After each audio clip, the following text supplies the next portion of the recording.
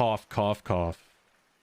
You wake up on a beach, soaking wet, salt water stinging the inside of your throat as if you'd nearly drowned. Water falls from your mouth as you... Oh, I should probably shut the door. 1 second.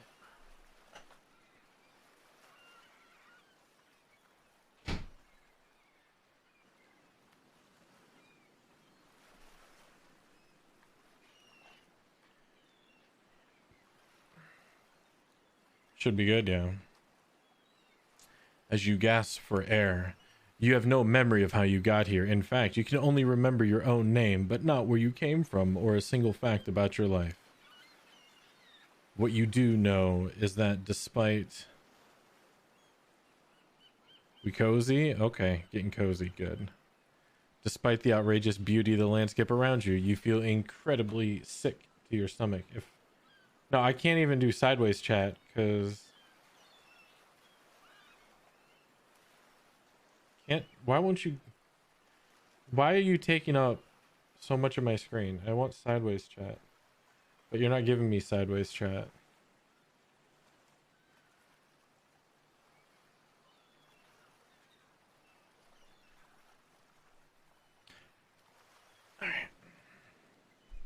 Alright, let me... Oh, almost...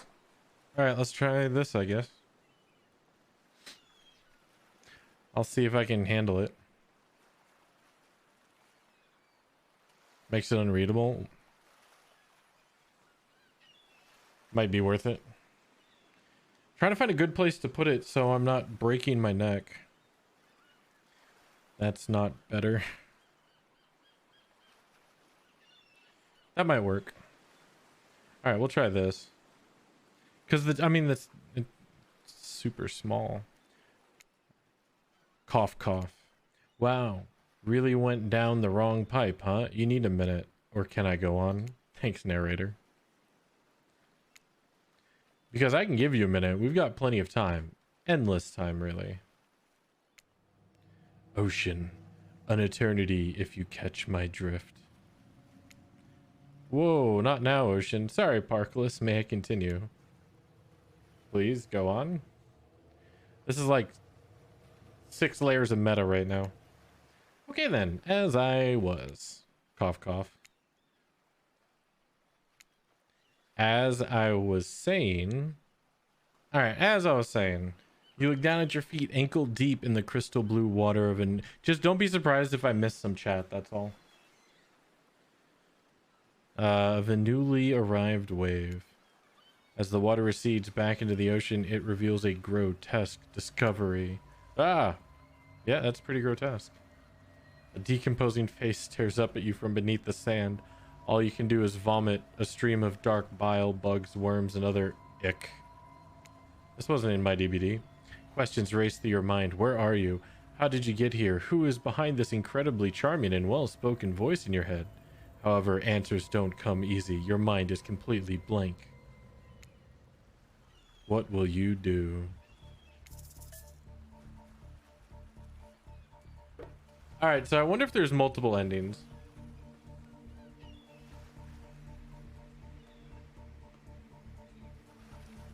So I kind of want to dig up the face. I'm trying to play this if I would be me, or if I just want to ruin the game. Let's do the first playthrough as if I would be me, I guess. So there's a freaking head down there, so I'm gonna run. You turn away from this wretched sight and begin to run, but the beach, it's endless. Despite how far you run, you get nowhere. Exhausted, you stop and look behind you, your footsteps erased by soft blue waves. You turn inland, considering your lack of options. You've got no choice but to walk into the brush. You want to see what we'll end up with? All right. However, the beauty of the beach is not shared by the darkness of the palmy woods before you. There's nothing inviting about the shadowy forest. Terror freezes you in your steps. Ocean. Hold on, we can do this. Why are you running away? This is paradise. You're here to enjoy yourself. Don't you know? Have a little bit of fun. Take charge of your own experience.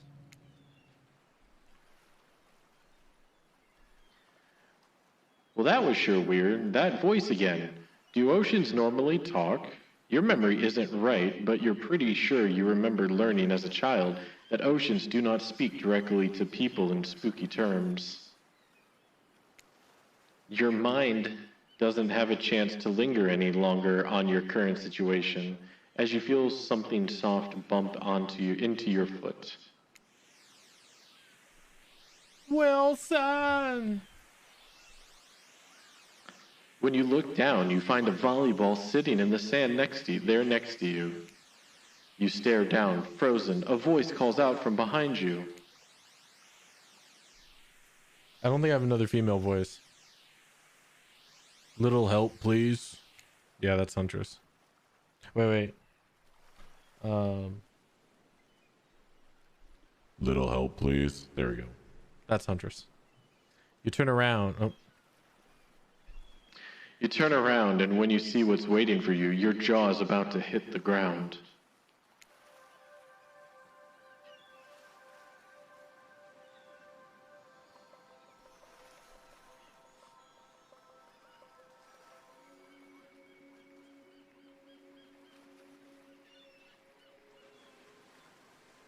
I'm still gonna go for the secret hag ending.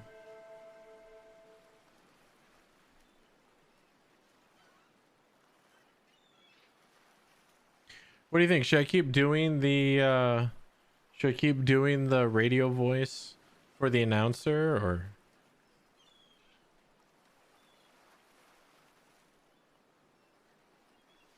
should I try and do different voice settings?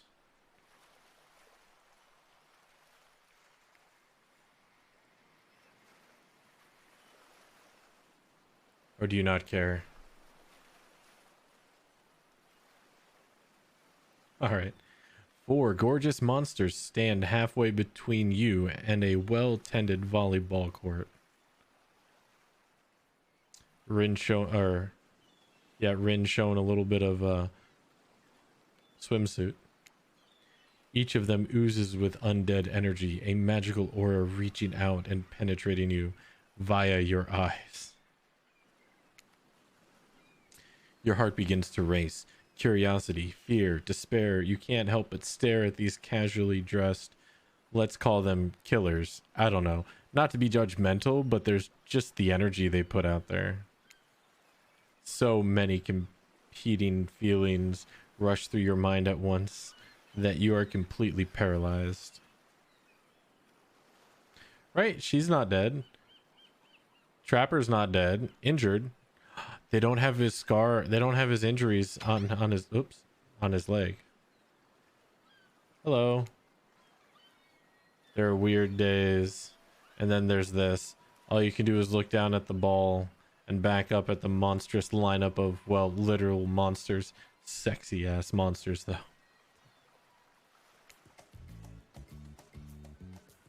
What do? Toss it back, kick it back, say no thanks. Say nothing, do nothing. A little bit.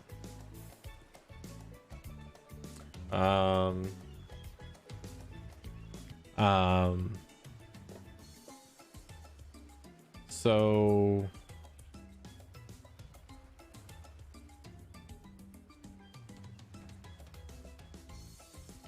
let me get out of here. I would just be, well, no, they said little help. So what I would do as Parkless is toss it back.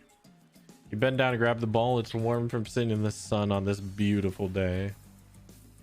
When you give the ball a toss that arcs beautifully through the air and lands right in Huntress's hands. Not bad, stranger. Huntress's muscles ripple as she grips it in her hand. You look her up and down and consider what it might be like to be held tightly in those strong arms. Warm, perhaps. Maybe a little sweaty, but that's okay. It's natural. Try hard much? Rin, you're calling me a sweaty tryhard. Rin's calling me a sweaty tryhard. Are you kidding me?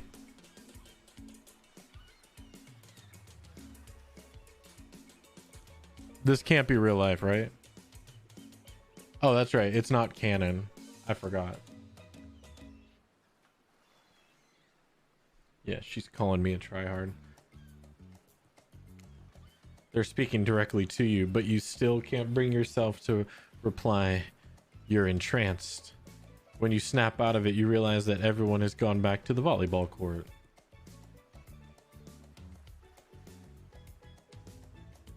Right? Alone again, you look across the beach at these strange residents who casually bat a volleyball back and forth, happily ignoring your intrusion onto their private beach. Should you be frightened, worried, excited? I did refer to them as killers, not to give too much away. But at the same time, damn, they're looking very appealing in their own way, and nobody so much as lifted a blood-soaked finger in your direction. Ocean. Don't be scared, Parkless. You were made for this. Well, geez, if the spooky ocean voice says not to be scared, I'm sure it's all going to work out. Sure. With no good reason not to, you decide to head over and see what happens next. I mean, I'm kind of trapped here.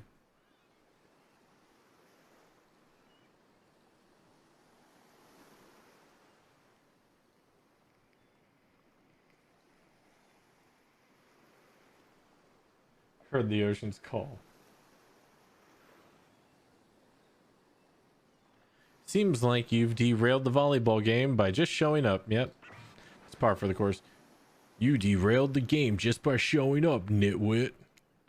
And I guess you're also a nitwit.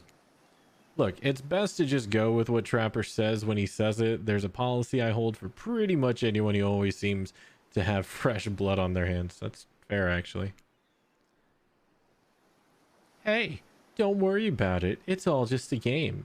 Existence, that is. Besides, you seem a lot more interesting than a silly game. What's your deal? What brings you here? You mean they're here to do more than distract from my total domination? That was Wraith. That sign means he was done with the game too. Either that or he saw a butterfly or something. Look, I don't care why the slack-jawed moron is here. I just want to know, can I kill them or not? No, you can't. At least not yet. Oh yeah? Not yet? Hey, Parkless, you might want to, you know, say something. Actually, never mind. There'll be plenty of time for that soon enough.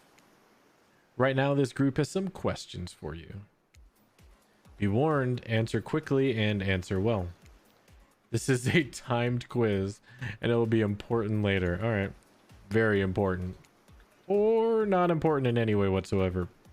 Probably that one. Can't remember. How attractive would you say you are? Not at all. I never thought of myself as attractive.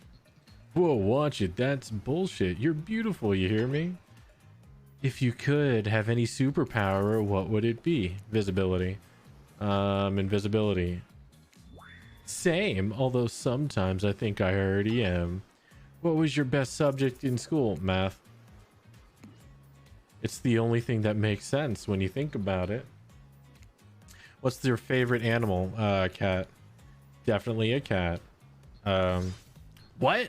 Why is everyone looking at me? I think that just because I'm a typical cute goth girl, I have some specific love for all things cats, and more specifically black cats. Well, I do, but you can all go to hell anyway. What's your favorite color? Blue. Blue isn't good for productivity. Makes people want to be lazy. What's your dream job? Not working at all. It takes a lot of courage to break free from society's expectations to climb the ladder. Only she could spin laziness into some kind of grand crusade. Huh, these damn millennials. Best flavor ice cream, vanilla. My favorite flavor is pain. Same here. Mine is vanilla swirled with pain. I think mint chip is greatest flavor ever conceived myself, but enough ice cream. Am I right? I love vanilla. What are you kidding me? Yeah, no math emote, sorry. Hold on a second. This reminds me. I'm right.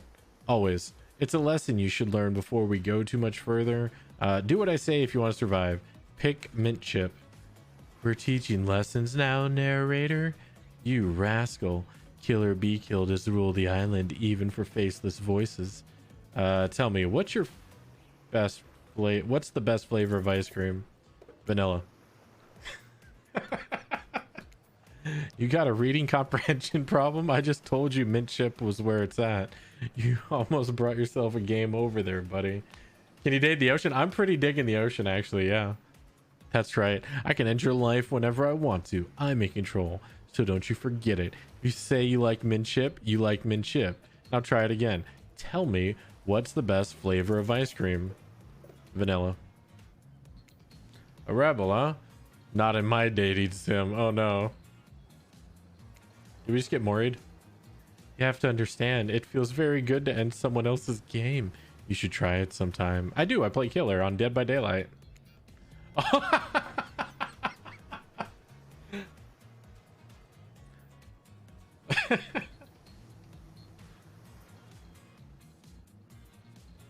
right, we'll try it again. Vanilla. All right.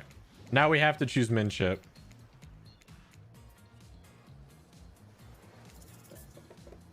Mint chip.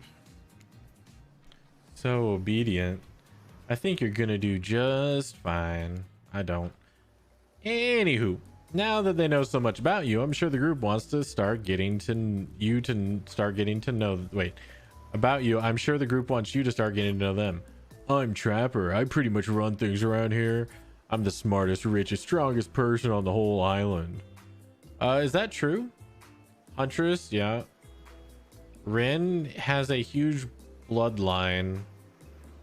Philip owns an auto parts shop, auto wreckers. And I guess you have a family quarry in mind. So yeah, you might be the richest. I don't like losers. If you want to know what a loser is, say hello to Wraith. Hi, I'm Wraith. I'm nothing like everyone else. I like nice people and loathe being big dumb idiots. Hey, what's up? I'm Spirit. I don't like most things. I don't really hate most things either. It's not worth my time, but the things I do hate, I really hate, you know? Based on my personal observations, life is nothing but suffering, and society is a careful, calculated lie to keep everyone subservient to those in power. It's better to choose to just not take part. Jeez, it's like she was downright murdered by society. She hates it so much. Nope, just her dad. Oh no, wait, I remember Spirit's story now. Hey, I'm Huntress. Don't let these bummers get you down. Intel Wesker? Intel Wesker. There's lots of fun to be had on this island, along with lots of love. No, she ain't like other ghouls. Yeah, there is, if you know what I mean. Grow up. Grow a body. I've explained this 1,000 times. I'm dead, but not a literal ghost. I just create a trail of fog. I'm not made of it. Whatever, fog body. That's not nice. He's not nice. You love it. Only sometimes. Ew, really? That's disgusting. That's why she likes it. Don't speak for me. I also hate it. What is actually going on? That does sound offensive. Stop speaking entirely. Actually, yeah, it's pretty good, actually. For the first time ever, I agree with Wraith. Let's move on, otherwise they'll do this all day. Besides, if I know this crew, and I do, they'll want to show off soon enough. Trapper seems to have already been showing off. If we're done playing, let's do something else instead. Wow, for once I actually agree with the meathead. I say we go on my yacht. It's the massive boat dock nearby. I see this. It's very railroady so far.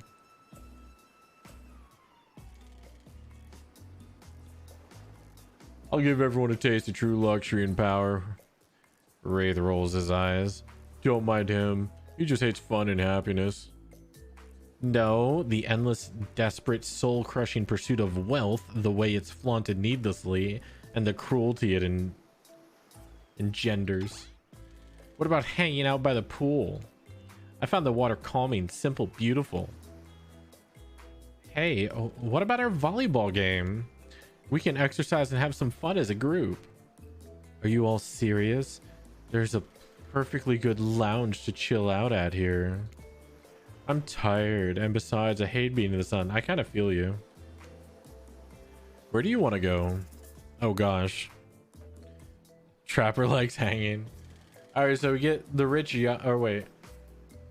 Cabana, beach, volleyball, yacht.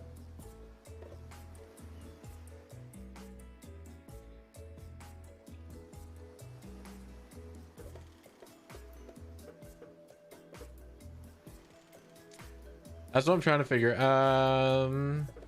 Probably here. I think this is the lounge. It'd be great to relax for a second at the lounge. Yeah. To kick up your feet, look out over the ocean, and relax on your own terms. Who would want anything else? Dry, comfortable, enjoying a cool drink on a hot day. It's actually pretty good, yeah. I mean, what kind of fool, what kind of monster, what kind of mask-wearing psychopath would finally be granted a break from the constant grind of chasing and fighting to get ahead and then choose to exert themselves in, quite frankly, any way whatsoever? Why am I the only one who gets it? It's time to stop living by their rules. I won't do it any longer. What happened to your... Is that a new cosmetic? Yeah, we should probably give her a second to calm down. Oh no.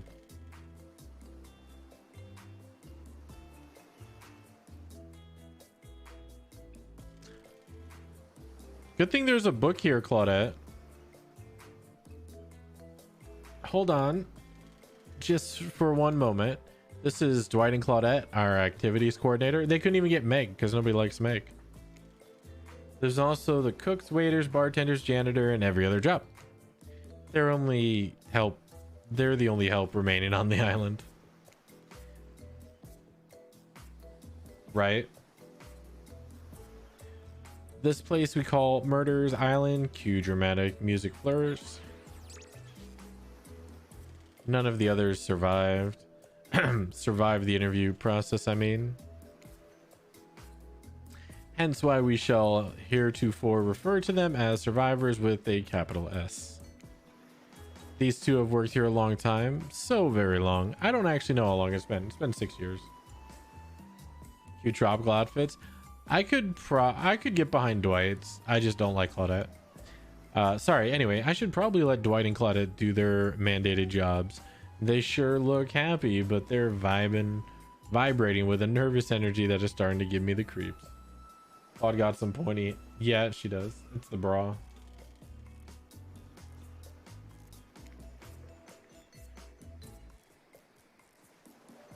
We will now escort the group to the venue of your choosing. However, in the future, we recommend waiting for us to present you with your options whenever possible, and don't just run off to various activities unsupervised. We're totally running off to various activities unsupervised. I mean, this is non-canon, so it makes sense why they're putting curves on her. We don't have much autonomy around here. The least you can do is allow us to do our job. The most you could do is help us get off this Dwight? Yes, pardon me. Please follow us. A narrator? Yes, something I can help you with.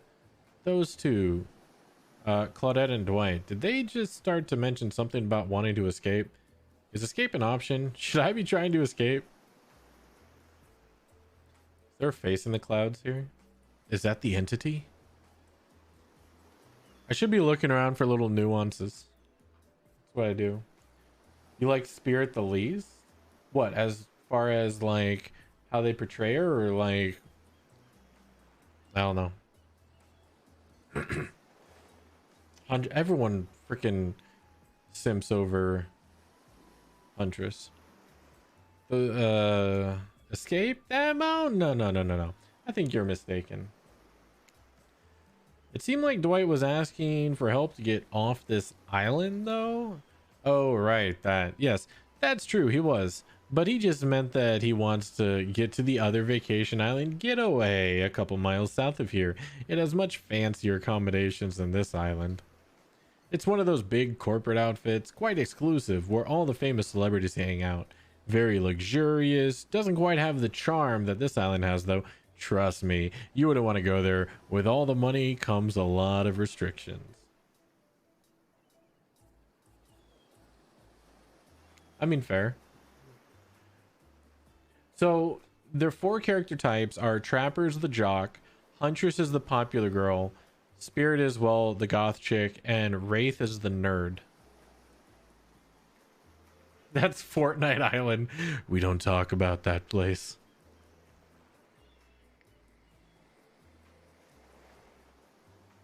Yeah, it's the 4 basic archetypes of dating sims.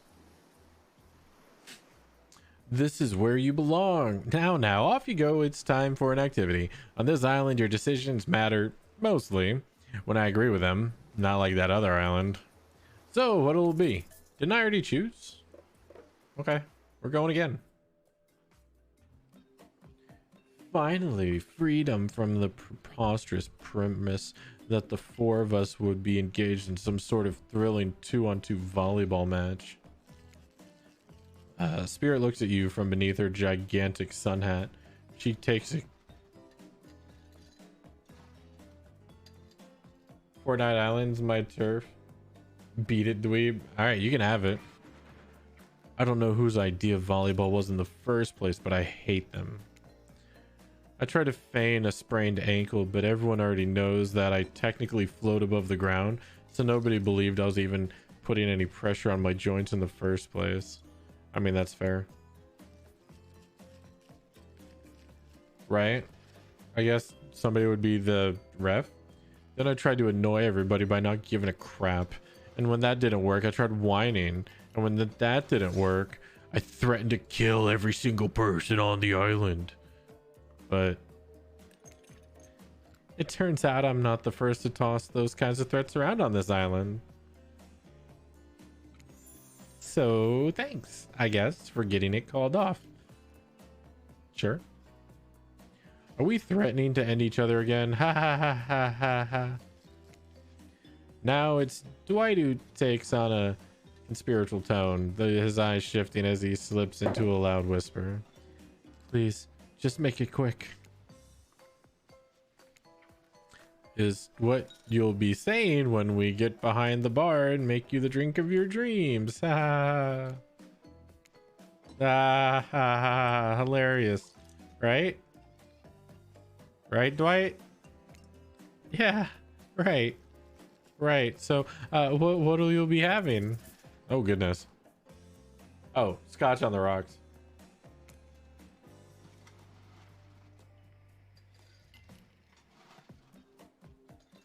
On a day like today, I could use some strong scotch on the rocks. Yes, please. Claudette uncorks a very expensive looking bottle of top shelf liqueur and pours you a glass. Do enjoy.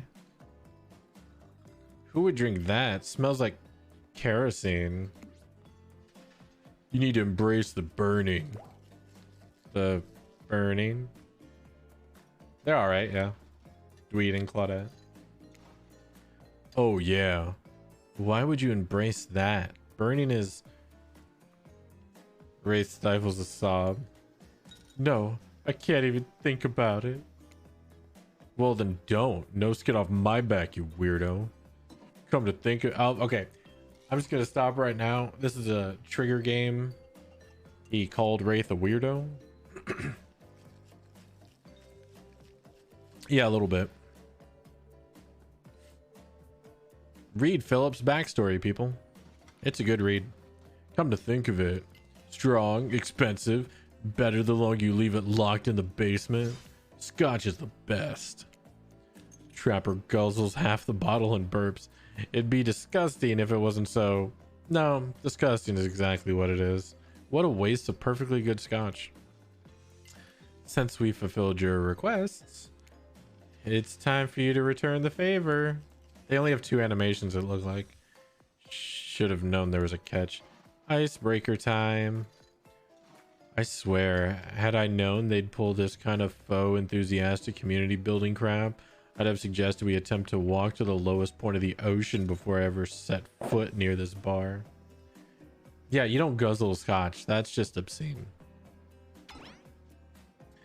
You don't think it could be kind of fun? A little fun? Never mind. I hate it. This sucks. But it could be fine? Or whatever you say. Has anyone seen my hat? I didn't know Wraith had a hat. I've literally never seen him in a hat. That's what I thought. I think... If we must make small talk, I'm at least picking a topic before we end up being forced to do some lame improv game that nerds learn at their non-sports after-school activities that I definitely never did because I'm no nerd.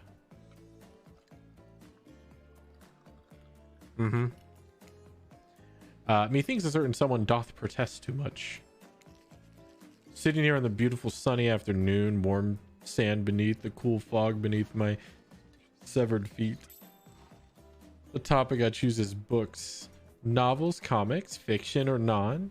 Reading is the only real escape from the inescapable horror of life, the escape into your own mind. This writing is very forced. A groan rose through the crowd. Not a lot of readers here, I'd imagine, based on the response. They were much more enthusiastic about drinking. Yeah, fair.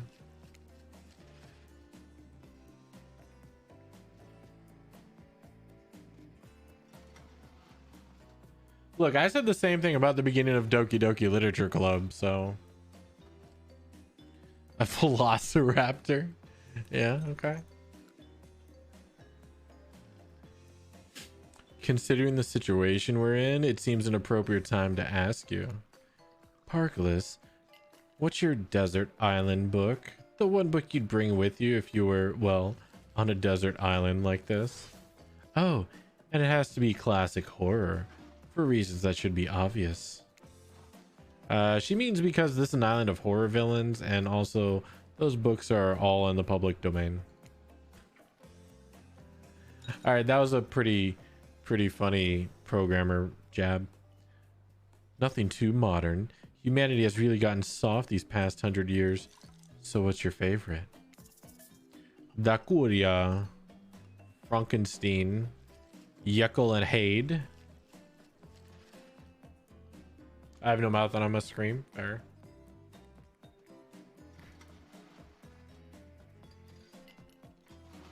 If I had to pick between these... Okay, so if I had to pick between these, it would be Jekyll and Hyde. But I'm not a fan of reading anymore. But if I was stranded on a desert island, I would need something to do. And I could use books for certain things. Like if I needed the paper or whatever. So I would say Jekyll and Hyde. You know, I really enjoyed the story of Dr. Jekyll and Mr. Hyde. I've always felt like it had this other person living inside me. Dr. Jekyll and Mr. Hyde. Sounds like a fun one. I love a good story about friendship, but I can't read. Not because I'm dumb. I never actually learned to read because I was too busy learning to survive with nothing more than my own strength and cunning. Same reason I didn't have a best friend that wasn't more than just a rock with a face I'd drawn on it from dried blood. Little too... Okay, she's revealing a lot. Until we meet again, Roxanne. Huntress looks out toward the horizon and there's a moment of silence among the group. Will you tell it to me sometime? I might not be able to read books by myself, but I love being read to. Especially when someone does all the voices. I don't do voices. Sorry. It's not really a story about friendship exactly, but who cares, of course. I'll tell it to you. It's quite a thrilling tale. Yeah, it's pretty funny that she's illiterate. Not just anybody can pull off quality narration all the time. Take it from me. Parkless. The real narrator. You don't even have to read. You could just make it up and I'll still be fun. Yeah, now, dumb as bricks. Sometimes when I find myself in an abandoned house, I like to look at the photos on the wall and come up with little stories to go with the pictures. It's a fun game we could play together. Abandoned house? Why are they abandoned? Huntress giggles and gives you a playful little wink. I don't know. Usually when I find the folks who abandon them, they're not in the mood to tell me much. Because you killed them. Enough about these old stories that belong to someone else. I think it's time to make up some new stories of our own. Before you know what's going on, Huntress is waving an empty vodka bottle in the air, a devilish twinkle in her half mask covered eye. And apparently her axe. Might I suggest something a little naughty? Let's all get in a circle and spin this bad boy. Uh-oh. Yeah! Surprise, motherfucker.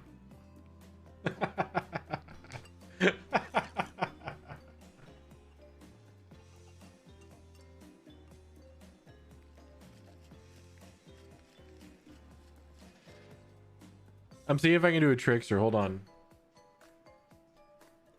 No, anything I do would probably be just like completely discriminatory. And RoboCop. Great idea. Trickster. Isn't it a bit late to introduce a new character? I thought it was the one who gets to make the rules, so I'm not sure who I'm asking. But I wasn't ready for this. Well, hello. No, that's super... No. Hello, and who is this new fan in the waiting? Beat it, hack. I don't know. What's the harm in inviting one more person to join the circle for our game? Oh, I can't stay. I was just saying it's a great idea. Well, also teasing the secret trickster end. No, we want the secret hag ending. We want the secret hag ending. It's in the title, not the secret trickster ending. I've got much better things to do than hang out here. I'm famous. Toodaloo. I think I have to go on the yacht. The rules are simple. First you spin, then you swap spit. That is. But let's be clear. This ain't a peep show. We're here to have a good time, but in a classy way. All makeouts will happen out of view of the public eye. Real romantic like. Yes, romance is the goal, so we'll be waiting here in complete silence, trying to listen in and use our imaginations while you make out on the other side of the bar, but not watching. They're being very specific about not showing anything. Like adults, romantic, well-adjusted. What is going on? What have I decided? Why am I... Okay. You grip the bottle in your hand and put your fate in the hands of the empty bottle gods. Minigames consist of two parts. On top, the pointer, which rotates in a clockwise direction. And the bottom, it's a skill check.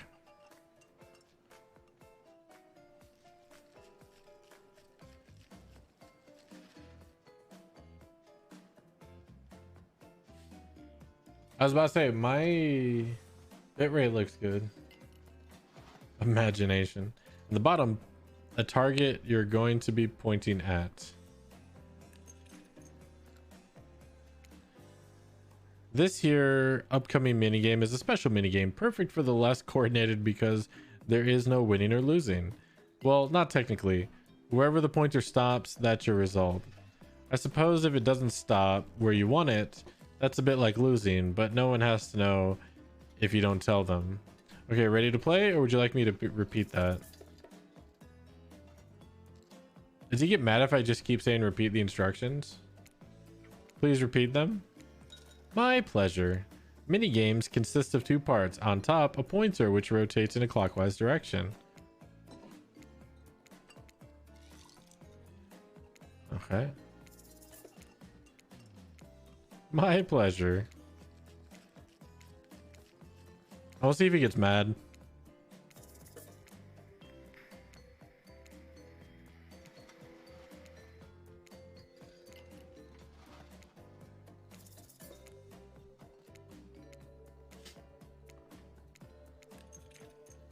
This is a perfect place to have something interesting.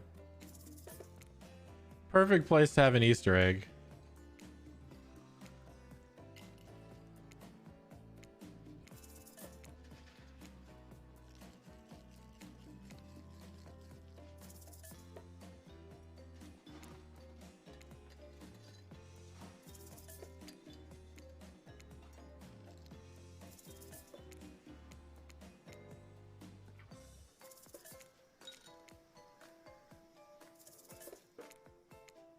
All right.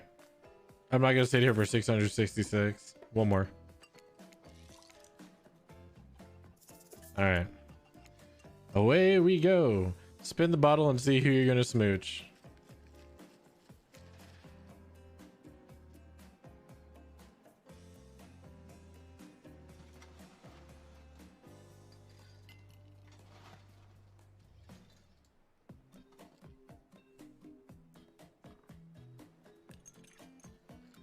This is not going to be pleasant. Psych. You have to actually spin multiple times to get your real result. First to get 3 times is your true match. That's how we play hardcore spin the bottle while here on the island. Now get your spin on. Spirit.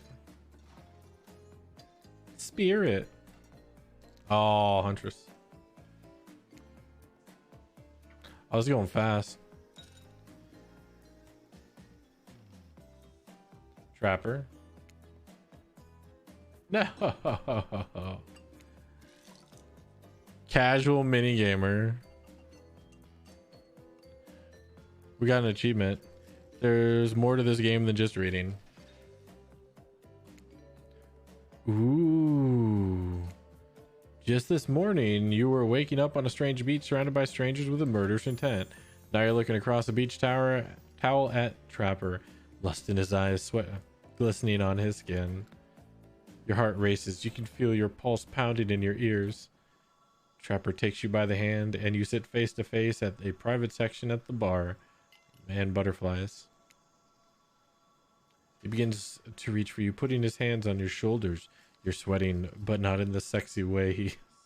You're sweating in the gross way you'd sweat at the interview for a job you're not even remotely qualified for. Yep. You don't know what to do. If you try to lock lips in this state, you might gross him out so completely that he'll never be able to look at you romantically again. Trapper, we save it. Not happening. Nice. Don't cry. I know to get this close to a living god and then feel the sting of his rejection. It must hurt bad. But don't take it personally. Well, do, but use it to make yourself stronger. It's not because I don't want to. It's because you haven't earned it yet. You might later.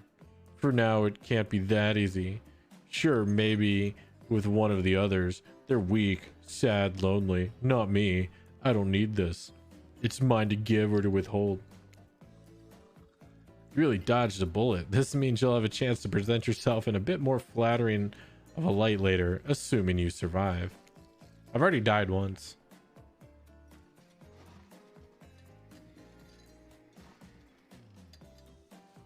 I'm not ashamed to tell you that I think you're cute. I would make out with you so hard your heart would cave in if I wanted to. And I do, but I still won't. Tell anyone I told you this and you die. They die. And then I have you all revived to kill you again. If anyone asks, I was the best you ever had. Which I might just be another time. I hate to break up such a passionate moment that we only assume was passionate because we'd never spy on you constantly while you stay on this island. But dinner is being served right away and we must insist that you join us. We wouldn't want anyone dying of starvation when there are so many more interesting things to die from. Fair? Sorry, Evan, not today. What is this music? Seems like the next activity is mealtime. How quaint. You're expecting what? Capture the flag? Do you know how complicated it is to run a game like that? Much more so than sitting and talking. Fair. You arrive at the cookout area to find an assortment of picnic tables scattered around.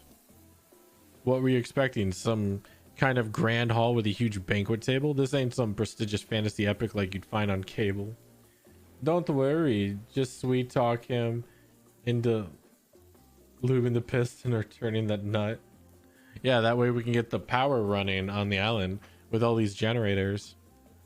Watch, how big of a debate would that be if you get through this and then it just gets you into a game of Dead by Daylight with the new beach map? Dwight and Claudette usher you to your seat, but there's very limited seating directly around you. And oh great, terrific. Seems that everybody wants to sit next to you. Where's Jaewoon? Even better is that they don't want to sit next to certain other people either. To start, no one wants to sit next to Trapper. Meanwhile, he refuses to sit next to Wraith or Trickster. I don't even see Trickster here. Hey. I also got cosmetics. Oh yeah, Trickster's here. Surprised? Yeah, well, they don't call him Expected Stir. I'm sorry. Even I get nervous around crowds of killers, and my whole shtick gets a little flustered. Hey there, you're looking good, Parkless. Real good. Why is this bat inflatable? And we literally can't let Huntress and Trapper sit together. No, seriously. Their arms are too big. They can't fit at the table if they sit side by side. Look at this. We can't even fit everyone on the screen at the same time. You probably think it was an error, but it's not. It was completely intentional.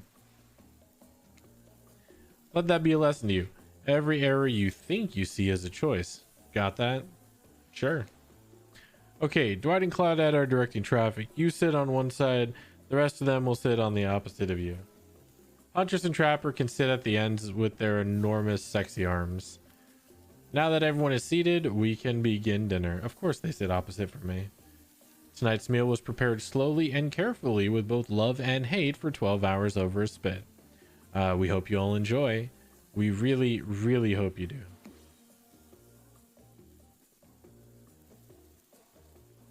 But yeah, we got a Jake skin and a little fluffy heart in a trap that's a charm for both killer and survivor. But if there's a Jake cosmetic, does that mean Jake's here somewhere? Maybe. Spoilers. Hey, you didn't actually tell us what we're serving. What are we eating? It's meat. Seasoned with a specific number of special herbs and spices.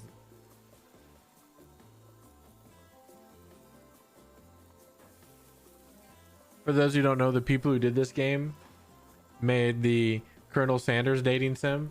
So they're referring to KFC. Special herbs and spices. My favorite. Meat is good. Meat is murder. Of course Wraith would say that. Which you'd know considering what you've been up to. Who are you to get judgy now? I'm just sharing facts, and you need to murder something to eat its meat, so that's like technically true. Technically true is the best kind of true. Okay, enough yapping. Let's eat. Hey Parkless, you thinking what I'm thinking? Probably not. It's gonna be a person on that spit, right? Okay, maybe we are. Or several parts of overlapping people, perhaps. I haven't seen many pigs wearing palm tree button-down pants, you know. When you look closely at the spit, you spot what definitely appears to be scraps of fabric sandwiched between some layers of meat. Yep. I think I might be sick. Is there anything else to eat? This took 12 hours. And we do literally everything on this island. Actually, there's one thing you're not doing today. You're not carving up this delectable meal. Wow, he's right for a change. Because I am with my broad axe. This is perfect tool for easily chopping anything in twain. Those who don't know, twain means two. First, who says twain? Sometimes I swear it's like we're all from completely different historical eras. You are. Second, I'll handle this with my cleaver. Fast, powerful, and clean. At least it's clean with the meat it's cooked. No blood. You two and your ridiculous bicep swinging contest. Enough. Grow up. Obviously, my gorgeous katana is the only option. Actually, the meat cleaver is probably the best option. The hell it is. Oh, I'll show you both my katana and send you to actual hell if you'd like. Please stop, please. I hate when we fight or talk, or even when we look at each other in the eye. I can do it. I have the skull of Azarov.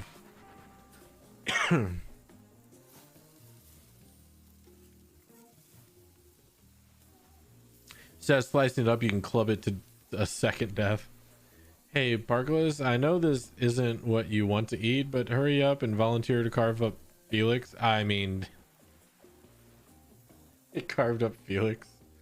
All right, yeah, I get it. I can see that. I get behind carving up Felix. Trickster's gonna bash with his inflatable bat. Yeah.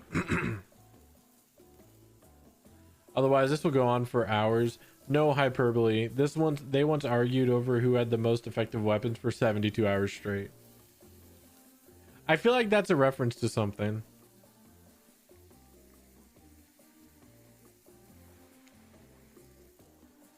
I can't think of it though. Might be a streamer thing. And it doesn't matter which one does it. When they're done, they will take even longer cleaning their weapon, all while explaining the value in maintaining your tools. Despite being a bunch of cold-blooded killers, for some reason, they're always terrified of tetanus. Hey, why don't you just let me carve up dinner? Splendid idea. We'd hate for it to get cold. We hated when it got cold. Or he hated when it got cold. Here's a machete, freshly sharpened.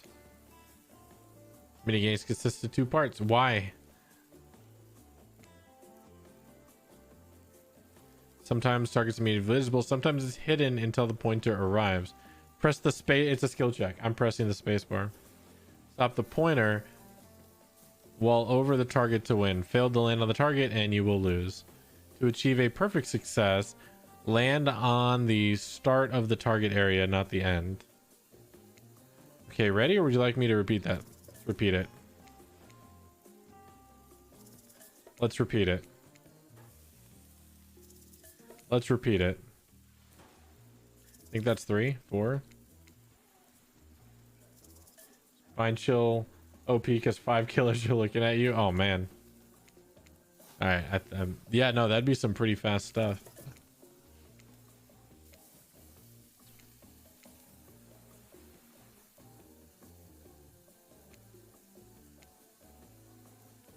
Thanks.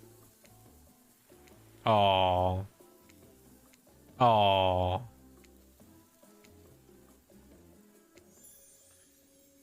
That was pretty good. I'd like to see what you could do with a less clumsy weapon. Yeah, I said it. Machetes are dumb. Dinner is finally served. For real. Welcome back, zombie. The sounds, especially coming from the masked killers while they eat, which involves lifting their masks and shoving food up behind them, are nasty. Spirit, meanwhile, doesn't even eat. She's the only one who seems to really be embracing being dead. They're all dead, right? This is obviously hell. They're not all dead. Only Spirit's dead. She does. She needs to teach me how to wield a weapon with elegance and grace.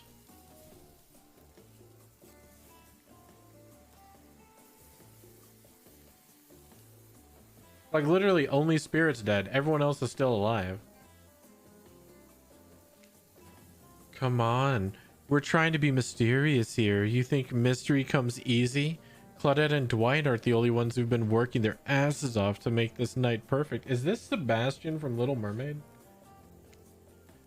Well, at least they're lifting their mask. It's only 99% as disgusting as it could be if they just tried to mash stuff through there. Spirit, why aren't you hungry? The 2 best things about being dead is not having to eat. That's only one thing. Think about it, Parkless. Number 2 is no number 2. One less thing to think about in the afterlife. Even if I wanted to eat, I have no idea what would actually follow. That's fair. You might have noticed, but I'm mostly just a bunch of dismembered body parts floating in spectral form. Alright, this game's pretty meta. Wait, was that another achievement? You're really getting the hang of it now, or so you think? Okay. Do you see how deep this cut on my abdomen is? I don't think my digestive tract connects anymore. Between the food and the behavior of the group, this might be the worst meal in history. Yeah, it's hooked.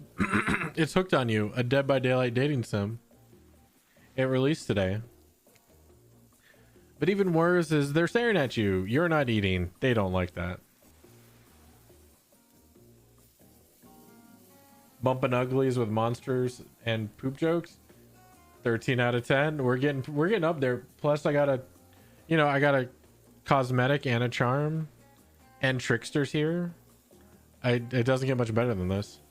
The writing is terrible, but yeah. I think they want an explanation why. What do you want to tell them? She's a 10, but her digestive tract isn't connected anymore. Yep. I mean, that's great because women are always like, hey, let's go out for dinner. All right, what do you want to eat? Oh, nothing. Perfect. I'll just get what I want.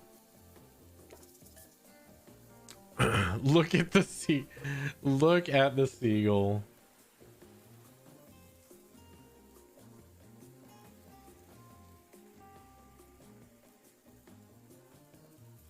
I would tell them I was talking to Spirit, but since that's not an option, yeah, it won't steal your fries. Look at the seagull. Wow, you ever see a seagull that big? I haven't. It's incredible. Anyway, what were we talking about? Lame misdirect. Yeah, she's right, Parkless. Pretty lame.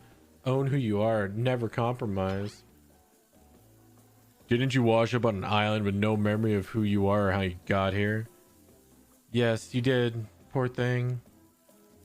You have no idea the last time you ate a real meal and you've been standing in the sun. But the seagull. Uh-oh, he just made a lot of good points. I swear, you're beginning to feel lightheaded. It waved at me. They're fading out. Maybe you need to eat to survive here. Either that or someone poisoned you. No, wait. You haven't eaten, so you can't be poisoned. Whatever the answer, you're clearly about to pass out. Wraith, Philip seems to cry a lot this game so far. Oh, hey, it's me again. Your friend, mentor, and guide. Narrator to the narrator. The ocean. Not sure how I feel about the characterization, but I'll allow it. I brought you here, and I might be the only one who can help you now. He deserves to cry? I mean, Rin had pretty rough too, man. There's only one thing you must do to survive. You have to figure out why you're really here. To get skins in Dead by Daylight, of course. I feel like it just sighed at me. No one can tell you, not unless you follow the right path. Or at least a right path. There's too many of those to count. Hopefully you pick at least one of them. Because there are even more wrong paths. Many of them lead to your demise. Others lead to something even worse. Yeah, like making out with Evan. Starting scenes over and having to fast forward back to where you were. Am I right? For this place holds many secrets, even from itself. But the one that truly matters can only be learned if you answer the most important question. Why are you here? Why are you here?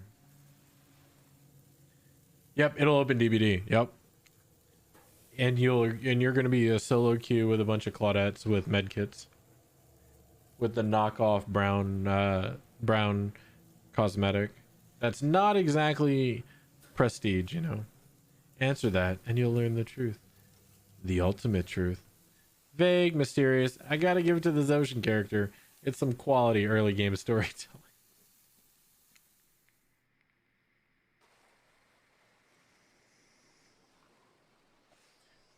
You wake up to find Spirit holding your limp body, gingerly pouring cold water into your mouth.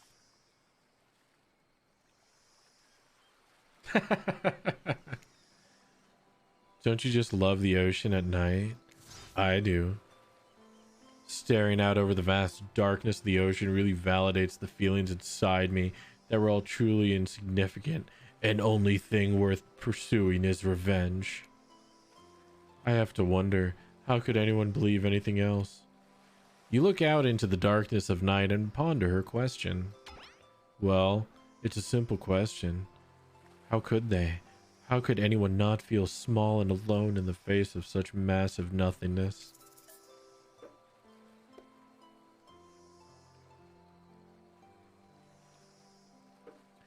You've always been alone. Maybe it's Spirit's words. Maybe it's the ocean. Or maybe it has always been this way, but you suddenly feel connected to Spirit's words. Can't we just call her Rin? Maybe that's like TMI, you know? It's like their last name. Yes, I'm Mr. Johnson. My friends call me Dave, but you can call me Mr. Johnson. I may not remember much about my life before here, but there's one thing I know to be true.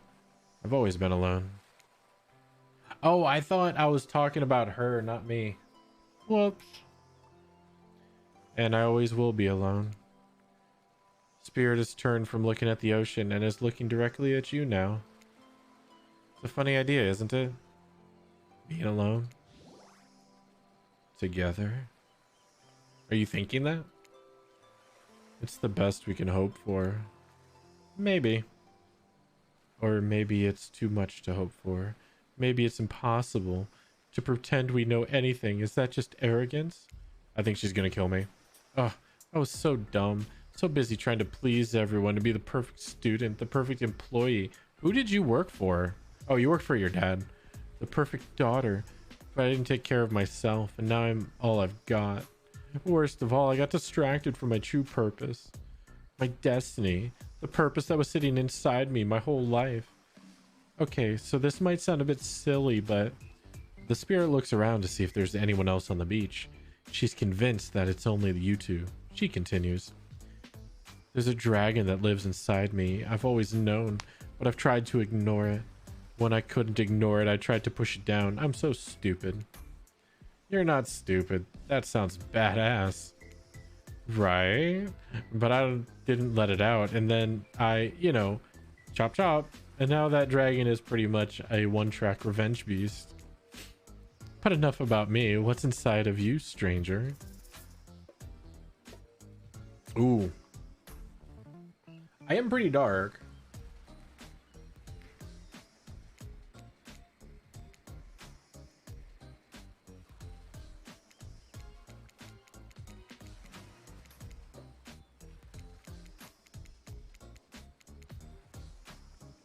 If I hit this, will it auto select something for me? No, okay. Darkness. I'd kill to have a dragon. Maybe not the best choice of words. I mean, a dragon sounds awesome. Honestly, though, I don't feel like I've got anything inside me at all. Just darkness. Never-ending darkness. And here I thought Spirit was the biggest goth on the island until you arrived. Perhaps I could light a torch and search through that. You're gonna... Hold on. I have darkness inside of me. She's gonna light a torch and search through the darkness inside me. That does not sound comfortable. I don't know about you, but I don't think I want somebody searching through my darkness with a torch. Just as things are really heating up, you hear a flurry of footsteps behind you and you quickly spin around, ready to fend off whatever new danger has popped up on this strange island. Only to find it's Dwight and Claudette sprinting across the beach, clipboards in hand, which they're waving in the air above their heads. It's very important that we stick to the itinerary. Oh, of course, they get those two. And attend to each event as scheduled. She always have the bracelet? Maybe she did. Yeah, she did. Playing sick for cute flirt points is not a part of this evening's activities. Oh.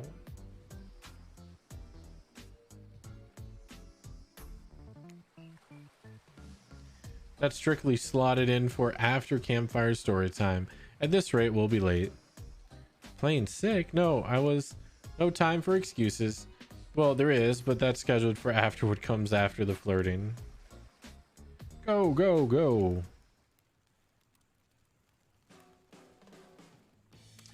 Once everyone is gathered at the fire pit, Dwight and Claudette quickly make an announcement.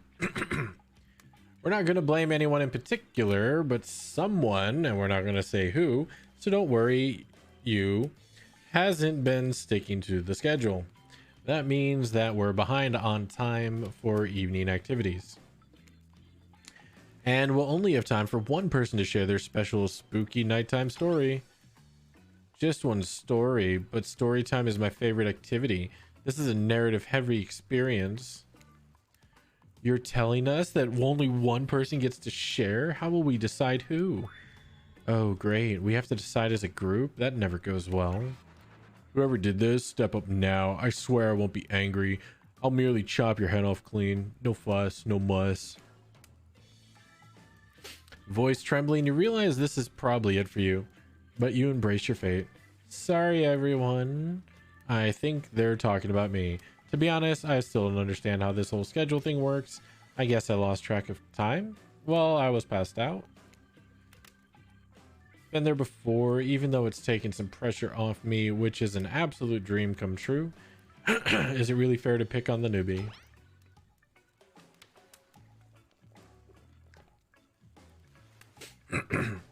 Seriously, has anything ever happened on schedule even once? Damn it, Donald. Who's Donald?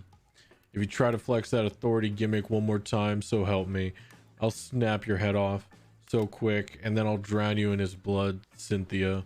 Fuss and muss, we're back on. You two know I love to hack, slash, and slice. We all know you love to kill. It's almost all you talk about. Are they Donald and Cynthia? Nobody named any names. Who even knows any names? Not us. I'm guessing too. You know, I might need some water because this is like tearing my throat up. I'll be right back. All right. Yeah, they blink. I renounce my name. Who's Donald? Who's Dwight? Who even knows anymore? Call me nobody. I mean, I look at you guys all the time. There's just nothing to respond to. On occasion. Depends on what's going on.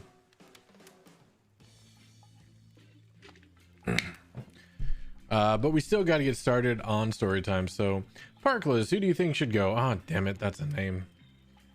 Please pick somebody quickly so this tropical vacation doesn't turn into a bloodbath. Let's get Wraith. Whoa.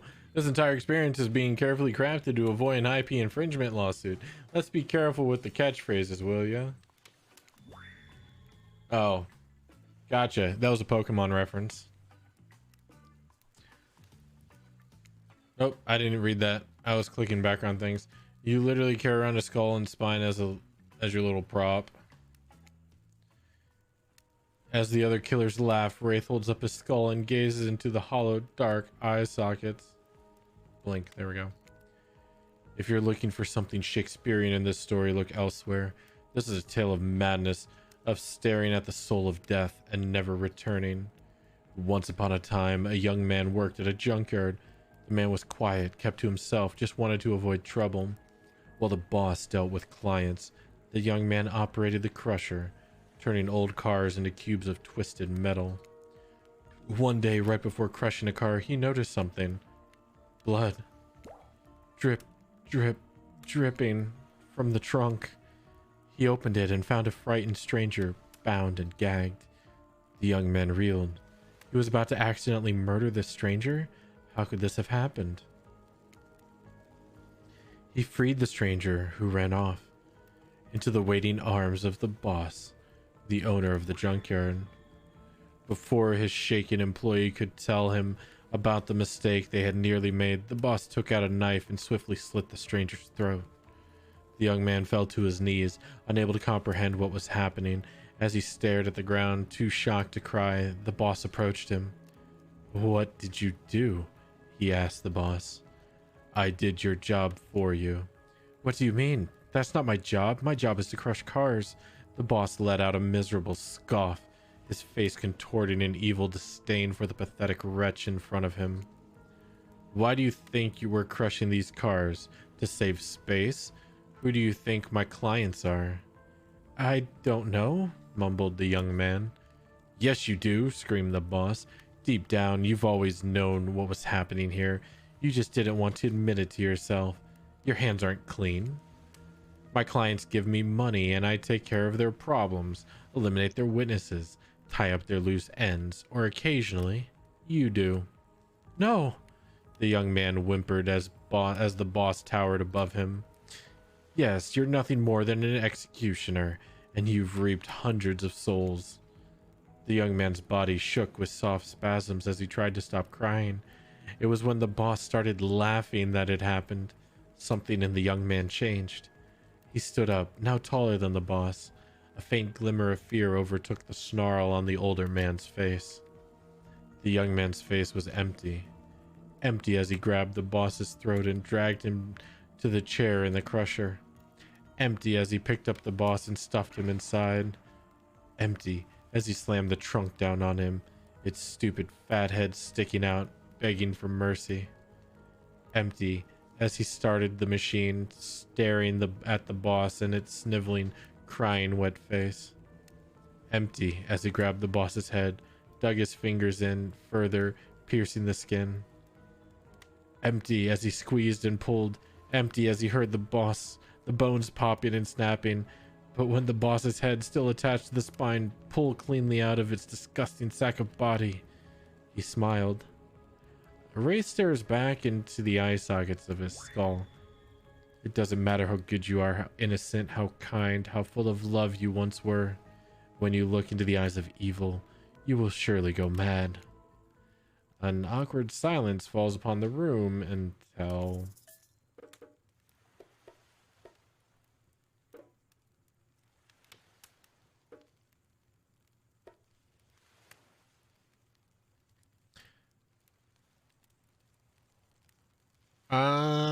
praise. When you look into the eyes of evil, you will surely go mad. My God, that is brilliant. I'm glad you didn't give us any Shakespeare, because that story made Shakespeare look like a slack-jawed, mouth-breathing idiot. Thank you. I'm just too overcome. As you sit down, the others look at each other, unsure if you're joking. Thanks. Wraith, on the other hand, is absolutely sure you're joking. You may have gone a little overboard. I don't know how. On that note, everyone decides it's time to take a break and split up for a bit, so that they all can have a moment alone before bed. Everyone leaves and you're alone by the fire. The only thing that you hear is the ocean slowly lapping against the shore. Why does everyone shit on Wraith?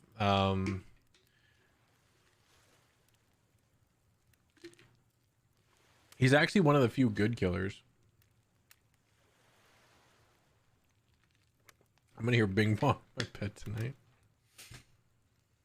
Yeah. This is nice.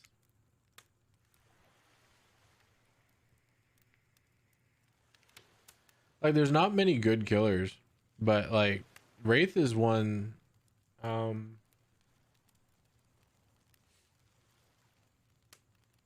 Who else? There was someone else who wasn't actually terrible.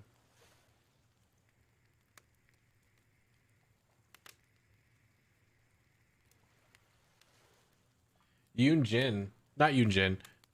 Spirit actually isn't terrible. She's just mad. Yeah, Wraith, Rin, and Leather. I really Leatherface? Okay. Yes, let's go. Hey baby, you look lonely. Mind if I join you? He doesn't wait for an answer. I know you've been hearing from these guppies all day, but I want you to hear something from a big fish like me. Something special those in charge of this island don't want you to hear. I have to read all the backstories again. I'm the ultimate catch on this island, the only lobster in an ocean of sardines. No one can give you what I can. You just have to find me. Come find me, baby. Trickster leaves. That's your job? All right. You're a bit confused about what to make of this cryptic clues, but you aren't going to get any time to yourself to think about them just yet. Wraith approaches you. Hey, I'm probably not making a great impression because I guess that's not really my thing. I just know that if you get to know me, then I mean, look, the others aren't around. And I really hate the fire pit. I just kind of hate fire in general. Maybe we could go back to the pool. And like, I don't know, whatever, you know, a dip in the pool with the Wraith. You've come a long way in a single day. I'm not saying you should unfollow him. An offer like that. Just don't forget our little talk. But I want to find Tricky Dick. I mean, Trickster. You and your storyteller friend slip into the water. It's just the right temperature for an evening dip. Plus, if some jealous shark comes along and manages to jump from the ocean into the pool, you're also pretty sure your killer companion could handle it.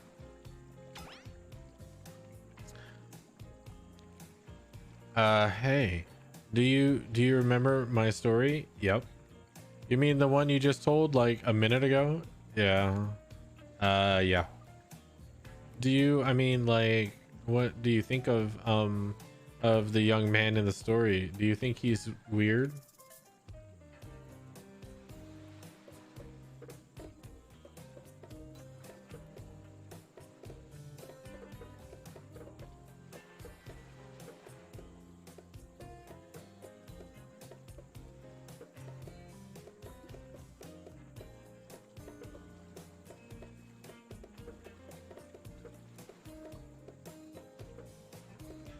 Nana or Bing Bong? Sorry, I'm jamming out.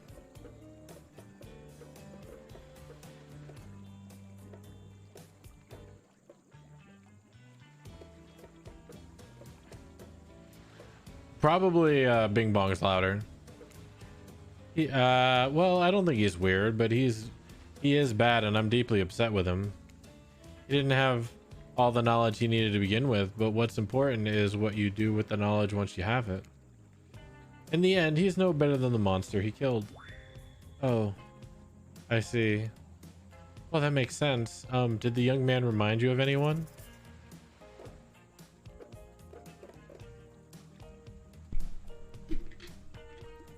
No. Ray's gonna kill me. No, I mean, can you imagine knowing something like that? That would be awful. Oh, yeah. Awful. Yeah, Wraith will remember this. You notice the temperature has dropped significantly. Is it cold in this water now, or is it just me? I feel like my toes are turning into ice cubes. Wraith seizes up and squeezes his eyes shut. Please, I can't be around any cube talk. Not since I heard that story from somebody else a long time ago. The story you just told to us 2 minutes ago? Exactly. The one that wasn't about me. Yeah, Wraith will definitely remember this. Usually we'd be nervous that we were about to make things awkward when we barge in, but obviously we couldn't hold a candle to whatever happening here tonight.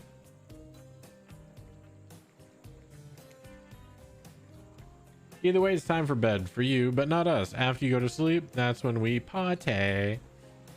Can I hang out with Dwight? After spending all day cooped up in those tight little safari themed resort uniforms, you just know those two rage late into the night. But you're not here to party with them. You've got your own repressed relationships to tend to. You head over to the campfire. The heat's comforting on this chilly night. Looking into the crackling embers, you think about Ray's story, about the young man who found out he was part of a sinister plot. What you don't know about your current situation. What don't you know about your current situation? Is it something that will terrify you? Something that will make you snap? What if you look into the eyes of evil? And what if you like it? Before you can dwell too much on your fate, Claudette and Dwight arrive. Their now familiar creepy smile stretching from ear to ear. It's a bit menacing to see a smile like that lit by firelight. We must apologize for the accommodations. We weren't prepared for another guest, but we're gonna make you comfortable or die trying.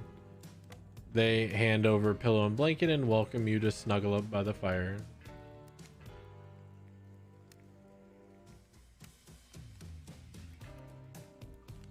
Perhaps some music will put you at ease.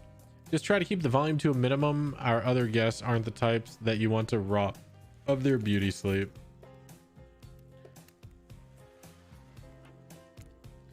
A minigame. Away we go. Just relax and look at the fire. The radio begins to fuzz and flicker. You examine it and decide what you might want to adjust the dial, and that you might adjust the dial and fix it. All right, let's talk about our community. For us, it means two major things. First of all, the community is you out there. It's you and everybody else either playing the game or talking about the game or creating content relating to the game or being inspired by the That's game Matthew Cote. to write music or to make outfits. It's everybody that's part of what makes Dead by Daylight this amazingly rich and passionate environment. It means groups of people who interact on every single possible social platform. It needs a in BMP. person. It means people who play together. It's even the people who play by themselves and never talk to anybody. Uh, so it's important for us to be able to break it down and figure out exactly who is part of the community and how do we listen to them? How do we get close enough that we can actually hear what makes them happy, what makes them excited, what worries them, all of this. We need to know about that. So the other part of community for us is the community team. It's our team that we built. Obviously, this was a very small thing. 4 years ago, it was pretty much just Dave and Ash and I talking to you live and trying to sift through every single forums, which we couldn't do, to today where we have a team of, I think, over than 50 people internally, some people sitting at their desks in the office, some people sitting at their desks all around the world in different countries to represent the different, pools of people around the world. And then we have, people who are halftime and people who are doing this out of the goodness of their hearts. We have people that are part of the mods team, the community management team. It's a big machine because for you, community might mean you and your friends and the people you play with and, the forums you visit, whether it's Reddit or Nico Nico or whatever, but it's maybe 100, maybe 1,000 people that you feel are part of that Dead by Daylight community. You should probably know that there's probably hundreds and thousands of these pools of people around the world, and each and every one of these has their culture and their desires and their worries, and all of this is something that we need to have an understanding of, and that's what our community team internally is tasked with doing. It is a daunting and quite intimidating task, but they've been doing an amazing job at it, and we're going to talk about exactly who these people are and how they do their job. Gabrielle Murphy is going to take us through that. We're also going to have Gab Malvar talk to us about the Fog Whisperers program, which is a super interesting bunch of people that are helping, bring the good word of Dead by Daylight to the masses as possible. And then we're going to take a little moment. I kind of want to just go forward, but I kind of want to keep listening. Activities that we have in store for the celebrations and for this year. So here we go. All right, let's talk about our community. Okay. For us, it means two major things. First of all, the community is you out there. It's you and everybody else, either.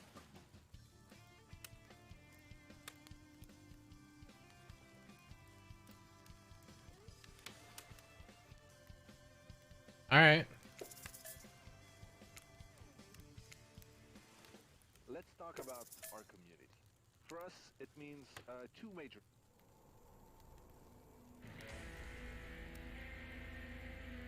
I haven't heard this in a while.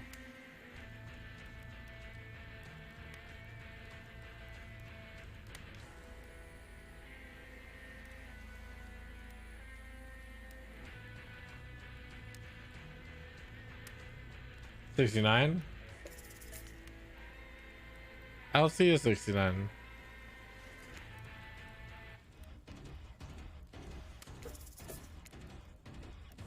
No, I'm good.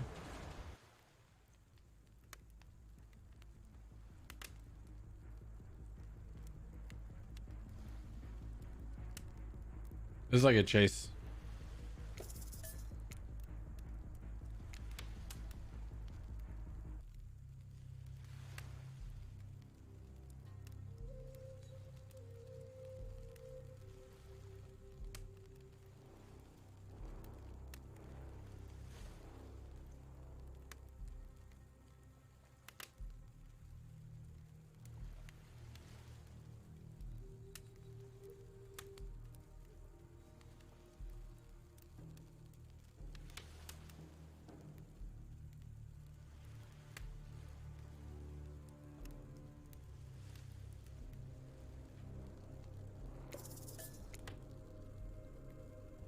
Was that 88? I think that was 88.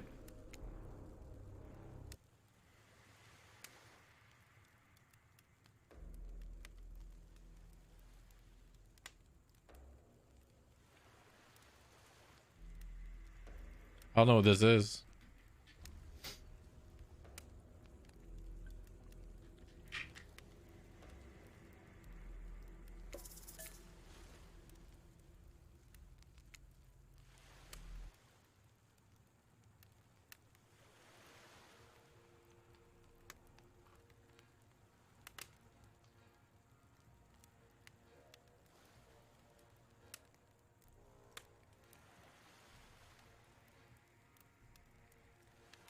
First I thought it was Sea of Thieves, but it's Clown.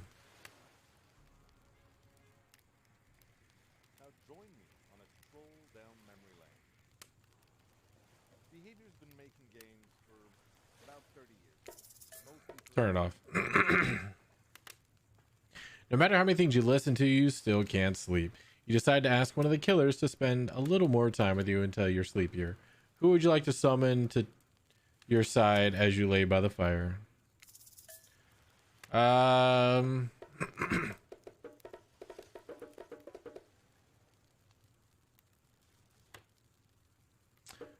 Wraith doesn't like me, I don't think. I really don't want to talk to Trapper. I'm gonna choose Rin because yeah, that's who I'm going for. Not gonna lie. Spirit tells you her secret for falling asleep when she's feeling restless. I like to listen to flute music, dab on some essential oils, and steam my pores. Really? What? Even the dead like to relax. I don't really have any of those things around. Spirit reaches out and presents you with a unique item. It's a small comb carved from bamboo. I guess you could hold on to this. It was a gift from my mother. I will want it back though. And if you lose it, well, you'll get your revenge on me? If it's the last thing I do. You finally start to feel sleepy, except maybe this isn't really a sleepy feeling. Maybe you're paralyzed. You try to keep your eyes open, but you can't. Darkness overtakes you. The dark voice from earlier speaks to you again. It shouldn't still be as spooky. By now you've had a whole day of strange voices in your head, but this one is still undeniably odd. The human body is made up of 60% water. Did you know that? Of course you did. Everyone knows that. Even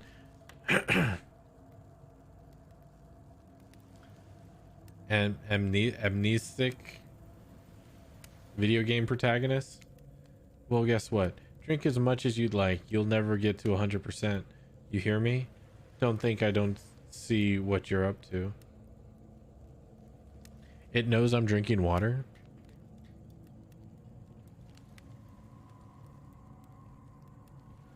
How does it know?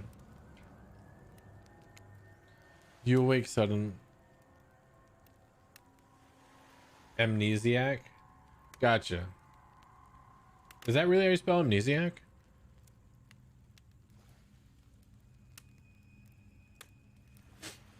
You awake suddenly to see someone looming over you. Grace stares at you awkwardly. He says nothing, just stares. You look around to see if there's something going on behind you or on either side, but nope, just staring. Oh, you're awake. I saw you with the spirit right before bedtime. Are you making some sort of alliance? Are you with... Wraith scans the horizon. Them? I'm just making sure you are who you say you are. I've been burned before, and something seems off on this island since you've arrived. Even more off than usual. Maybe we could talk more about it tomorrow. It's just, since you got here, I think we could have really nice day tomorrow together. It's just, you have no idea how long I've been here with these monsters. To be honest, I have no idea either. They're awful, boring, loud, and stupid. You're different. There's finally someone here on my level. You're thoughtful, interesting, gentle. I think we could, you know, have fun. Like, play Parcheesi. I could show you some cool stuff if you want. If you don't, that's totally cool. I get it. No pressure. Hey, how's it going? In fact, probably just forget I was here. Good night. Finally alone, for real this time. Maybe? You drift off to sleep. Again. Hopefully you're not poisoned. Why does he keep bringing up poison? Nobody said anything about poison. But hey, welcome on in. How you doing, Al?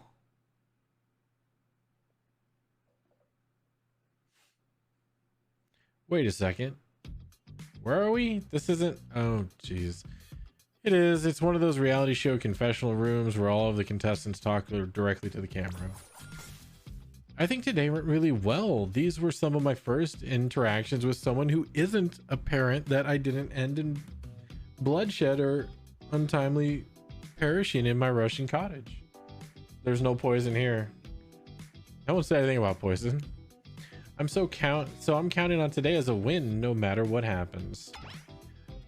What do I think of the newcomer? I do have to say, oh, I do? Okay, attractive, mysterious. I really don't know that many other words since I was raised by my mom in the woods until she was skewered by an elk and I had to wash her entrails off my seraphim. That being said, the other three should make sure to be on their guard.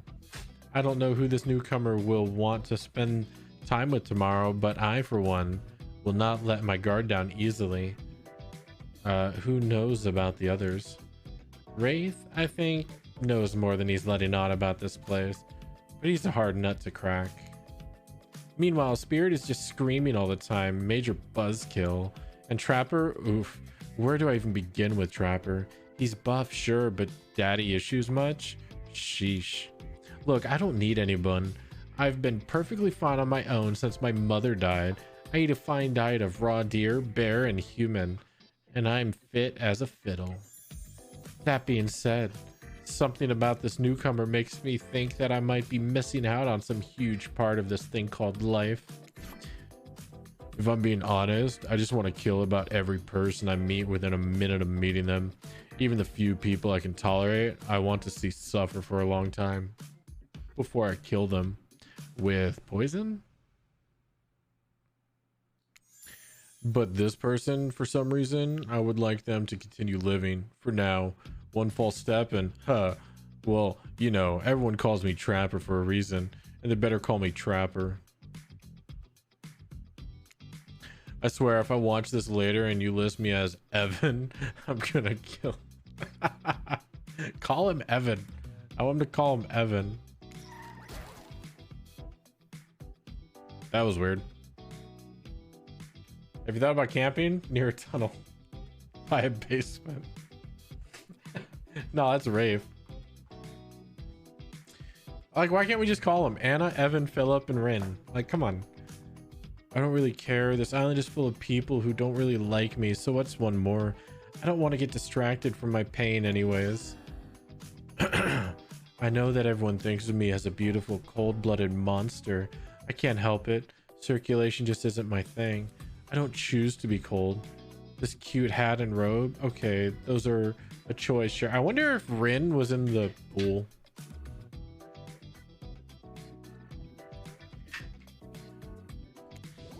If someone were to come around and capture my heart, at least that beats being stabbed in it. What are those thought bubbles? Wonder if that's important. Besides, if I'm going to get bloody revenge on society that has used me and thrown me away, maybe it wouldn't hurt to have a little help. Still alive. You've survived your first day. As far as accomplishments go, it's certainly one of them. New achievement. You open your eyes, the sun's shining, there's not a cloud in the sky. You feel great. Totally well rested. Tips on courting them? I think so. You're not even suspicious of the fact that you fell asleep by the campfire but woke up several yards down the beach. Wait, are you on vacation? Was yesterday nothing more than a strange dream? No, not a dream. You really are here for another day. Lies, all clouds, right? Why? I have no idea. You're obviously a weirdo. Okay, again, throwing shade. Speaking of weirdos, I see the rest of the gang is hanging out on the beach. This is definitely not a dream. I wouldn't rule out a nightmare just yet, though. This is like the Entity's new twisted game. It's like the Entity is okay with having these trials, but now he's like testing out something. He's like, well, What if we do this? What if we have a 1v4? One survivor versus 4 killers instead of a 4v1.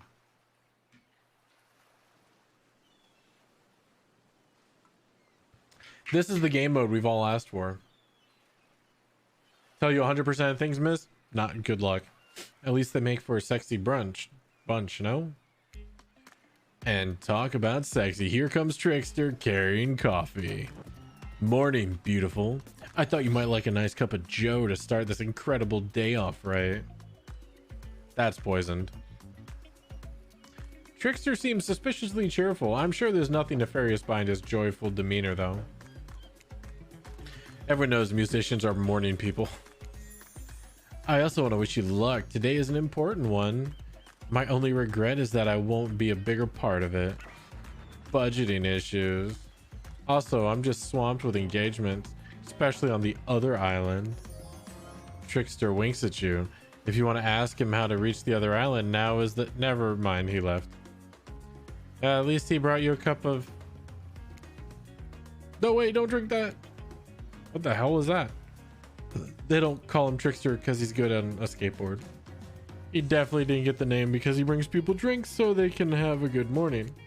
That was almost certainly not coffee. And I don't want anyone casually poisoning, imprisoning, and torturing you. Yet. This is supposed to be a tropical paradise. The type of place you give a 5 of 5, 10 of 10, 2 thumbs up, review, non-eternal prison of pain. And please make sure you leave a review. It really helps with the algorithms. Yes, please like, comment, and subscribe. Just trust me, I am looking out for you, so can we please move on? Hey, wait a second. How did a possibly omniscient, possibly unreliable narrator physically just knock that coffee out of your hand? That's very true.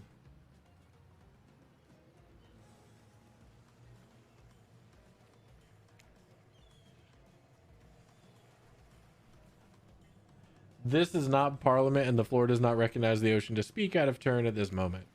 I need no recognition, for I am the ocean. I dominate the land. I submerge those who defy me and become their watery grave. Actually, speaking of graves, I would like to say something of grave importance. Fine, go ahead. Even if this place is an eternal prison of pain, I'm not saying it is. Even a place of extreme horror can still receive a 5 of 5, 10 of 10 thumbs up review if it was crafted with love and or that's the type of thing you're into. You know, the ocean's right. A lot of hard work goes into a place like this. You should really judge it on its artist's intent, and whenever possible, start from the mindset of giving them the benefit of the doubt. Constructing those elaborate simulations, vacations, is not easy to do. Sometimes there are some small bugs or inconsistencies, but that's just the nature of the process. Perfection is overrated. The universe is filled with mysteries. We ought to celebrate those who venture to bare their souls as part of a creative process with the ultimate intent of making things of our enjoyment, not be overly critical of them. Are you two trying to sell me on this place actually being good? You don't have to say it like that, especially after I saved you from that poorly made cup of coffee. Sorry, we should have been here 5 minutes ago. They always do this on the second morning. Sad, really. Even if they do make some great points. Oh, sure, they make great points. I agree. Can we please move on? Yes, of course. Apologies, Parkless. The last few minutes aside, have you been enjoying your time here on the island?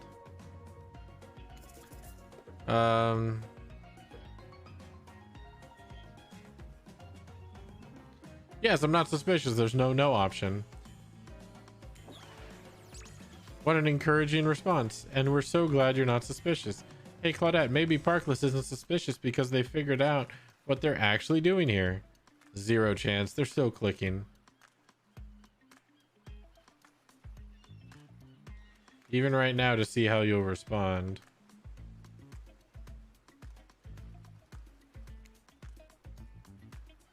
Hey, look at that. Yeah, they don't know anything.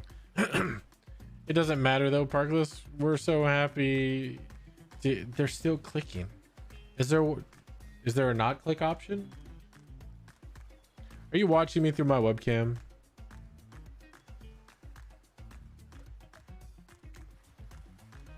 I didn't say I was having fun.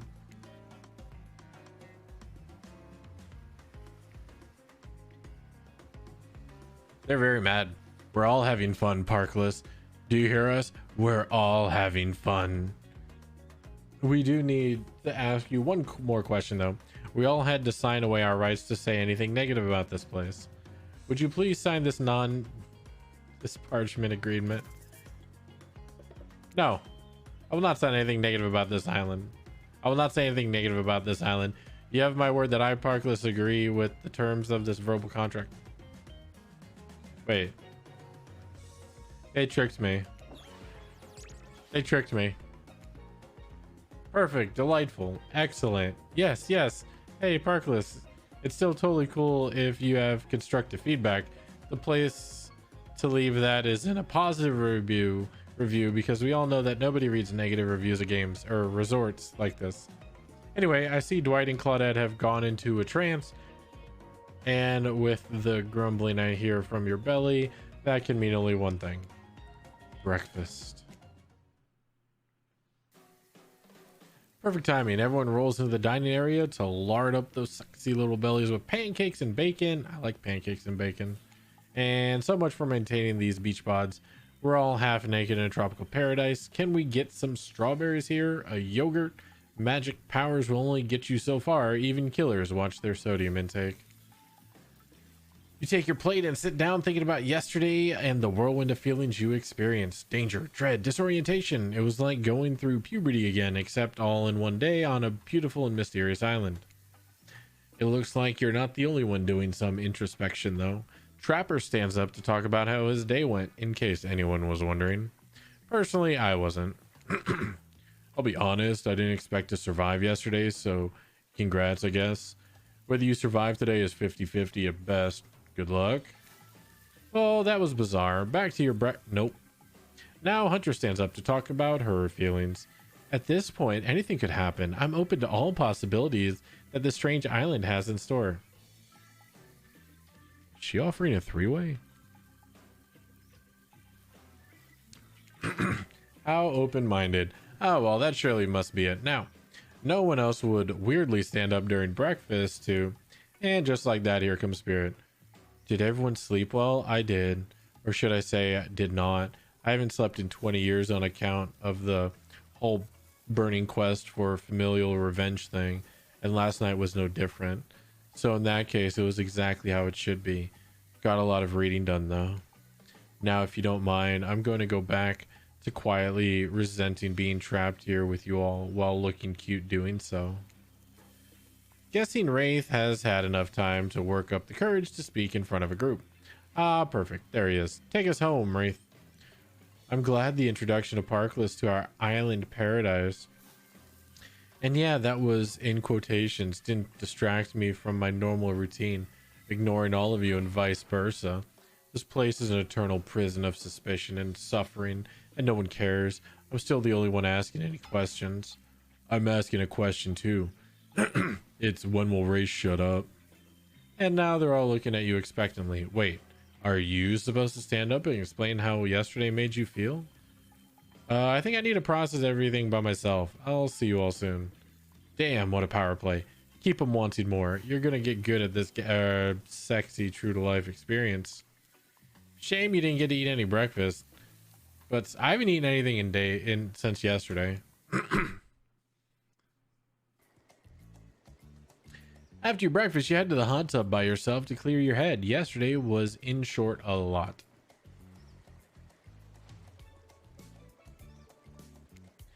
Before you get there though, something catches your attention. Was it Trickster? You hear that? Who are you addressing? Me? Well, yeah, I guess. That's okay, right? You know, I might be pursuing a relationship with one of these four fine killers, but it feels like the person I'm getting to know the most is you, narrator. It's okay in so much as it serves to illustrate that you've lost your mind, seeing how I'm not real and all. Yeah, I heard it this time.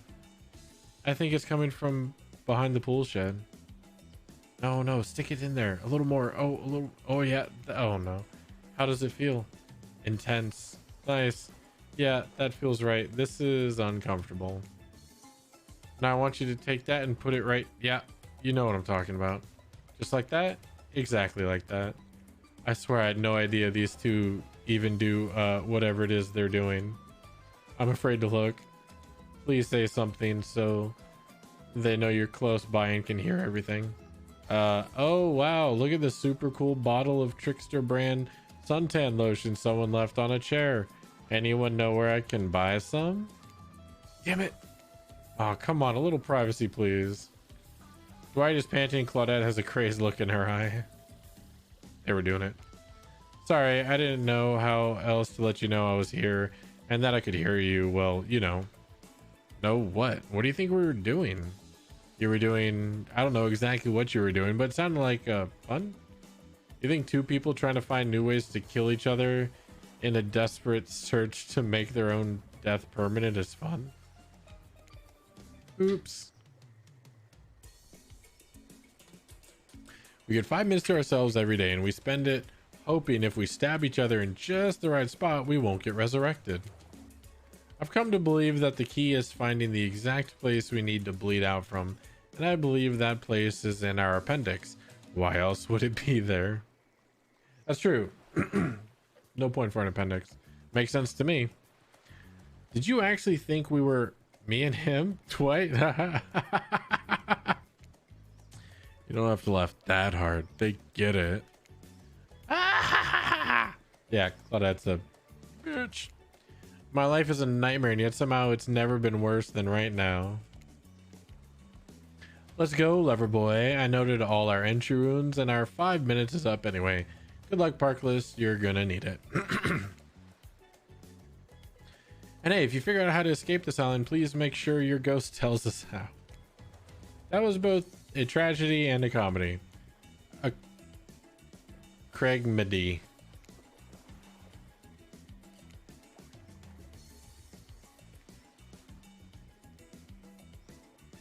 Shut up. I like it. Anyway, where were we? Oh, yeah. You're headed to the hot tub by yourself to clear your head. Yesterday was in short a lot so far. Today has been exhausting too. But you're dedicated to achieving a true centered sense of calm. No drama, no bullshit, just soaking up sun in a heated pool. Today you're on a date with you. Oh, I like that. I want to be on a date with me. Who would make the first move? Aside from that disturbing thought, all is going to plan until a shadow blocks your precious sun. Spiky top, like a palm tree, is bending over to screw with you. But it's no tree at all. It's Spiky top. It's either Wraith or Trickster. Hey babe, breakfast was weird, huh? Everyone was just getting up and announcing how they're feeling. What's that about? Some forced kind of check-in with the group? I don't like it. Fishy, kind of lazy. Whatever though, breakfast is dumb. No one should eat before noon or after 4 p.m. What'd you miss? Not a whole lot. Watch the VOD. Oh, apparently Dwight and Claudette sounded like they're sleeping with each other, but really they're just trying to kill each other to figure out how to get off the island. But they keep getting resurrected within 5 minutes.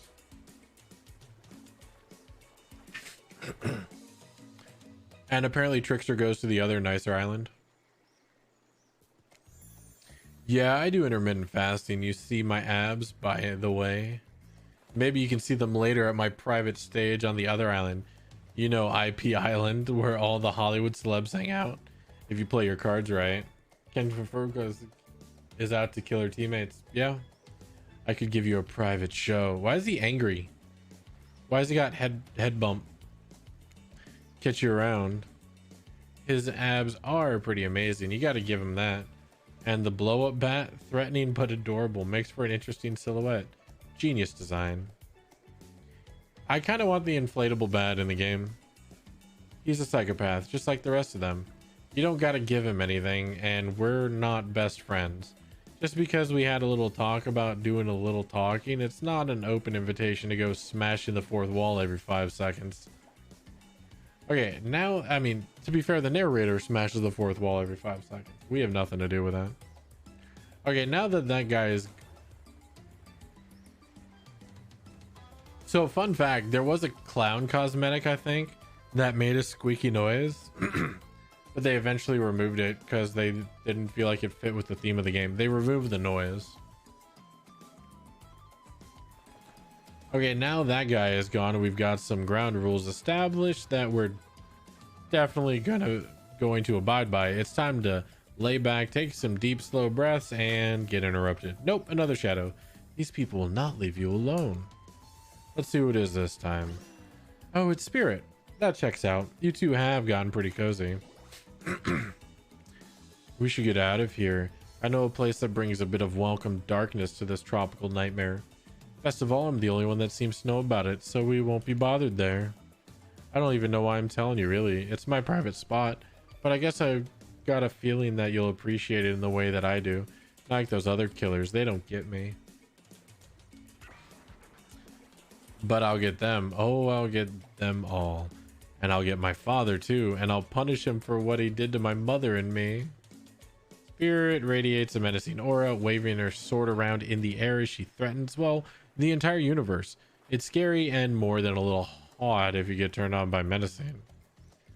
Look, all this time on Murder's Island has got us both a little confused about things. I'm choosing to lean into it. I suggest you do the same.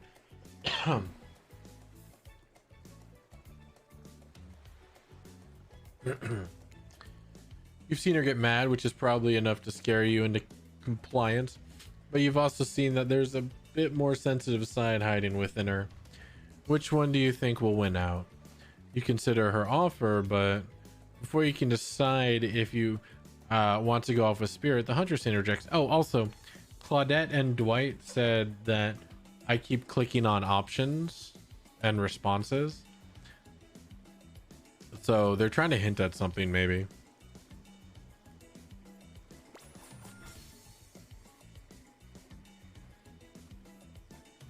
I guess you could go off with Spirit today. She seems pretty cool, actually. I think if we weren't here on this island vying against each other over your attention, we might actually be friends. We might have something, though, you and I couldn't let you go off with her goth lighthouse without speaking up first. Yeah, I know her secret spot. I see everything through the holes in this adorable mask. So my offer stands. We can still hang out today. Plenty of room at my cabin. A wink, a wink. Why would I go to your cabin? Tap's there. It's pretty cute that Huntress thinks she has to say wink, wink out loud. The mask barely even hides her face. Tough choice. Weigh your options quickly because you can only go on one date today, and you also don't want to be hacked into pieces for saying the wrong thing. It's always good to remember that these are all cold-blooded killers, but you know what they say, when life gives you lemons, you make lemonade. And then die a horrible, wrenching, writhing death after drinking it because the lemons were poison. Sorry, this island has really gotten me tilted. So who will it be? I mean, Spirit asked first, but Huntress has given it a shot.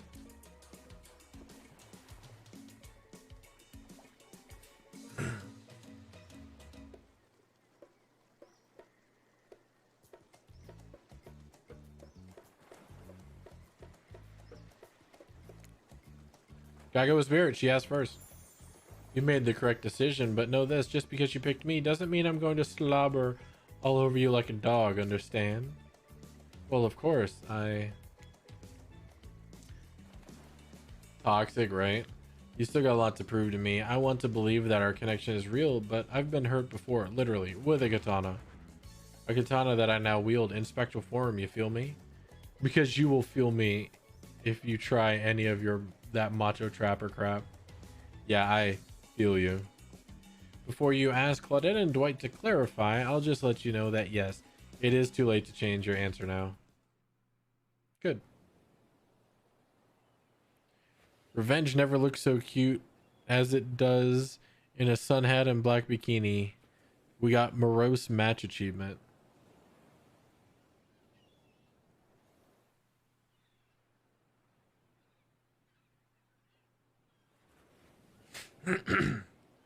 You and Spirit arrive at the coast overlooking the black lighthouse. It's old and decrepit, but still impressive. There's something magnetic about it. You can see why a Spirit would be drawn to such a place. You look Spirit up and down and notice that she's wearing all black, just like the lighthouse. I mean, she has been like the whole time. I'm noticing a bit of a theme. Is black your favorite color? Black isn't really color at all. It's the absence of color. It's a void, like me. Spirit smiles. Nature abhors a vacuum. You're not sure if that's a good thing or a bad thing. The lapping waves on the shore of the coast set a romantic tone. The fog that surrounds Spirit everywhere she goes blends perfectly with the mist rolling up over the rocky shoreline. She's at one with this place, and so are you.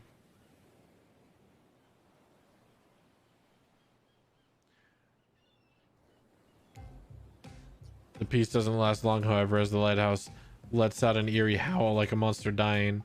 A spiraling black light stretches across the sky. Spirit has to yell at you just to be heard. Oh yeah, it does that. The light and sounds recede, and the two of you sit in silence. Spirit lays a towel down, then pats on it gently. Clearly she wants your company, so you oblige. When you do, she takes out some sunscreen and hands it to you. You're not exactly sure what to do. This is an invitation to get in a little hands-on action. What else could it be? Not exactly sure what to do. Is this an invitation to get a little hands-on action? What else could it be? Thanks. I forgot to bring my own. I lost my memory and fell into the ocean. No problem. I figured as much. Oh, she liked that. Spirit turns away while you slather lotion all over your body. You need any help reaching those difficult spots? You see a hand float around you. Just a hand, not an arm. Sure, why not? Spirit's hand on your back is ice cold, but she has a soft touch. When she's done, she takes care of herself. Wording. You watch a Spirit apply sunscreen to herself in the most unique way by floating her own hand around her back to spread it on.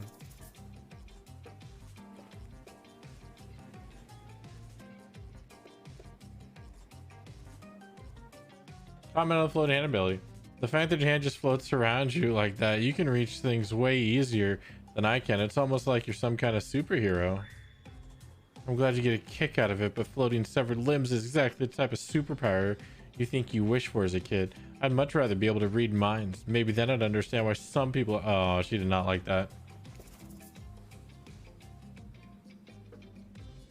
I'm not going to apologize. I'm jealous.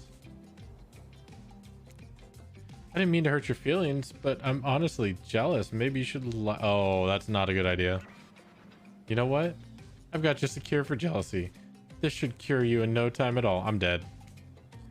I'll show you exactly what it feels like to be me. She takes out her katana and slices you to pieces. Yep.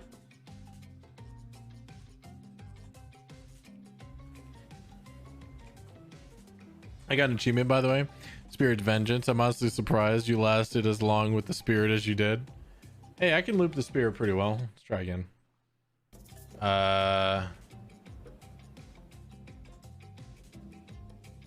She likes to be alone together. Say nothing. You look on and wonder, not sure exactly what's appropriate to say in this moment. Well, you're staring at Spirit's back. Her head... No, I'm not going to ask. Her head turns around and notices you're looking at her. I'm sorry, is something wrong? I was just thinking about what you must have gone through to end up like that. It had to have been horrible. Oh, she didn't like that. It was worse than death. At least death ends eventually. But I wouldn't want to forget it. It literally made me Oh, now you like it? Truth is, I could pull all of these bits of glass that are sucking my flesh out right now if I wanted to, but I don't want to.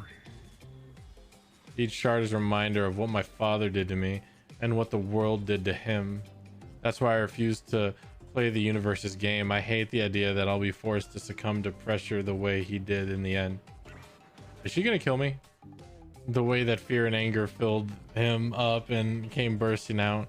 The way his misery flooded our home and drowned us all. Yeesh. It's hard not to think about revenge. The dragon inside me, it's doing to me what the world did to him. I have to fight it. Even though it gives me strength, I must maintain control. You're stronger than he ever was. I'm sure of it. I appreciate that, Parkless. I suppose a little help isn't a bad thing. In life, in love, this world is a lot to endure alone. Maybe you have the entity with you. What are you talking about? Maybe I'd use a little assistance reaching my delicate toes for a bit of lotion. You know, having your body contorted into these vengeful poses, it really does a number on my joints. It rubs the lotion on the skin. Ready. Perfect. Not bad. Perfect. Perfect. I'm dead.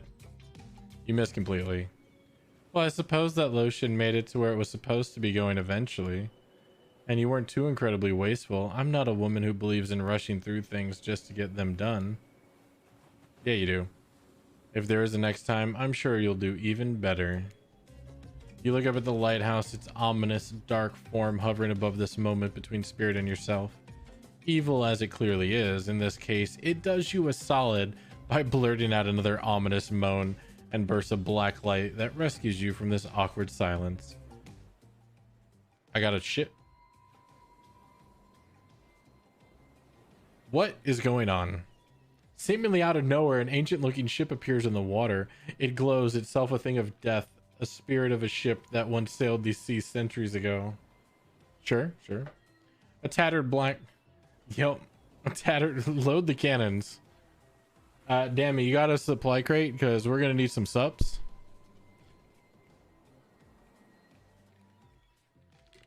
Was it 10:55?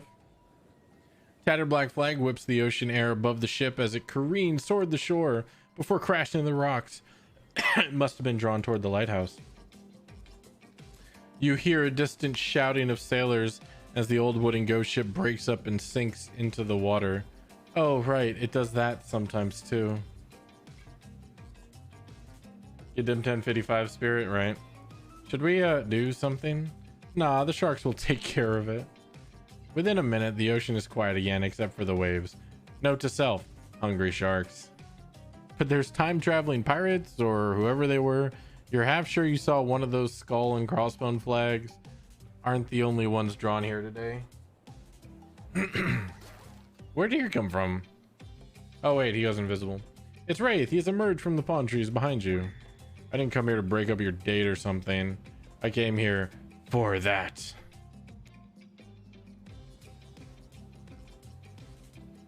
He points to the lighthouse.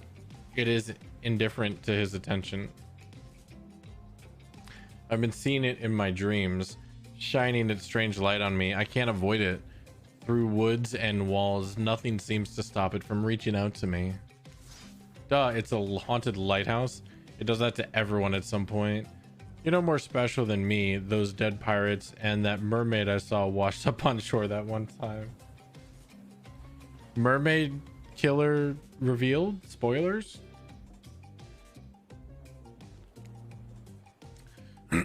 Ew. Mermaids, by the way, aren't even close to as beautiful in person as they are in movies. More sea witch than underwater princess, if you get my drift. Yep. It's all part of a vast conspiracy. An epic river of lies that runs beneath the island or something. Mermaid survivor, pirate killer? Oh, that makes more sense. Yeah, that's fair. I'm pretty sure I've figured it out. The basics, anyhow. If you come with me, you can get cut. Yep. Spirit waves or katana, nearly trimming a couple of buttons off Wraith's tropical top. He takes the hint and backs away a few steps slowly. For the quiet guy, never really shuts up. Okay, be that way, you'll see. Race the BBEG.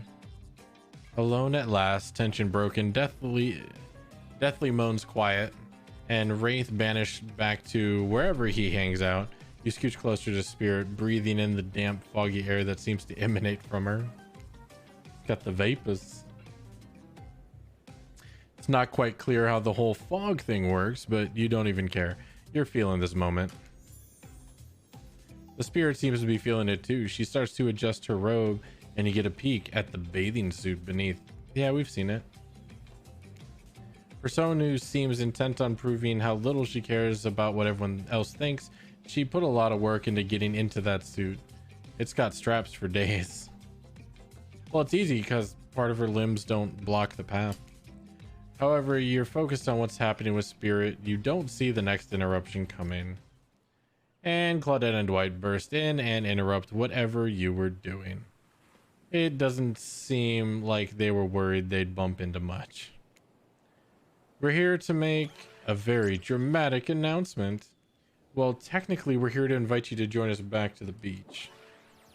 And where we'll be making a very dramatic announcement. It's hard being the producers and the hosts. And aren't survivors supposed to work in groups of 4? Exactly.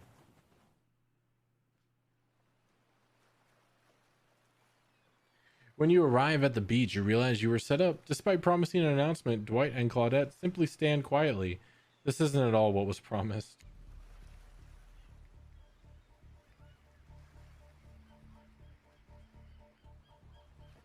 Wait a minute, there's no announcement here. But there is. A me. You got mud in your ears, friend? I told you to get lost. Don't you see? Lost is what I am, and so are you, but I know the way out. I've got a map back in my secret lair, literally and figuratively. Yeah, I know the difference. That's why you should ditch Spirit and come spend the rest of the night with me instead. You've got a secret lair? Damn it. Who said anything about a secret lair? I said I've got sap in my secret hair. There's a flap on my secret chair. Don't change the subject. Don't ask me what he's talking about. You're trying to make a mess of the first nice day I've had in I don't know how long, because it's not even clear what year it is, but in a while. I'm not about to be ditched for the likes of you. It's not me messing things up, like I keep trying to tell you. It's this dang island. I've come to accept the difficult truth. What's happening here? Well, I'm convinced that it's our fate. It's not anyone's decision. It's simply the way it'll be. There's no use fighting it. What would you even know about fighting? All you know is hiding in your spooky little secret hair and crying like a baby when ringing your little bell. So don't tell me what I can and can't fight back against. I was born a fighter. A dragon lives inside me. I can't not fight, even when all I might want to do is hide. Don't you see this giant hat? It's a metaphor. If I do have a fate, my fate is to win every fight that comes my way. Got it? Well, yeah, because you're a freaking meta tier killer that cheats. And I kind of want to learn how to play you better.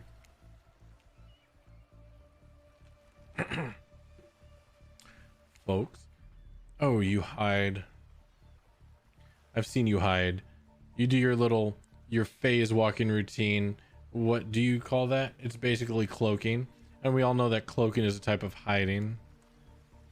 Folks. You cloak, I don't cloak. I'm not a cloaker. I phase walk out in the open. You just can't see me. That's true. You have no idea what they're talking about. This sure sounds like some video game community forum thread minutia, if there ever was such a thing. Not that you know about that either. Sure doesn't seem like the Dwight and Claudette are going to stop this, so it's on you. Ahem. I think I was brought here to make this choice, so I'm going to do that now. And I choose... Oh, this is tough.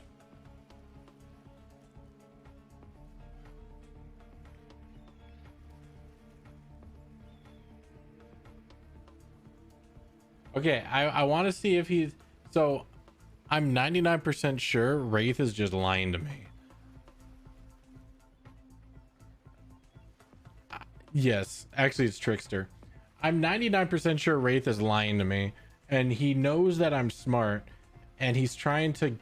I'm pretty sure Wraith is just playing me. But I kind of want to know if he's telling the truth. But I feel like if I choose Wraith, Spirit kills me.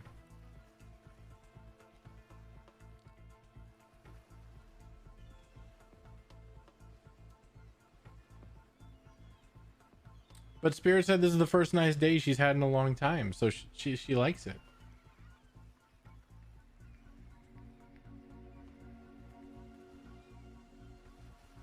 This is a tough choice, I'm not gonna lie.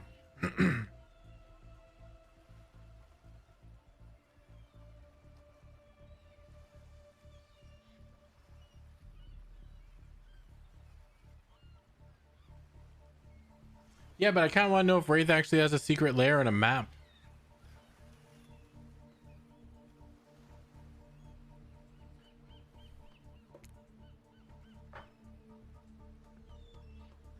She'd probably kill me.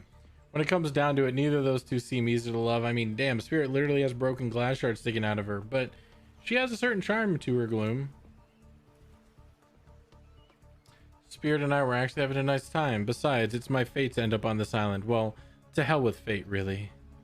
Don't take this the wrong way, Wraith, but the amount of awkwardness you pack into a single day, no wonder you're so skinny. Damn. All that second guessing yourself must burn a lot of calories. He's gonna kill me.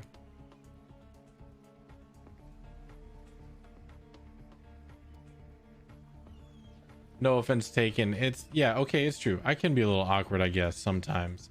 Right, so I'm gonna stick with Spirit. Spirit breathes a sigh of relief. I didn't know she breathes. I've got enough revenging to do without having to kill you and Wraith too. Spirit walks you around a corner to show you something that she discovered in this place and knew was meant to be connected with her journey. A cherry tree. Fair. It's just a small sapling, but it has begun to sprout flowers. It doesn't make sense to see a cherry tree here in this place. It also doesn't make sense to see a ghost in a black bathing suit, so you just accept it.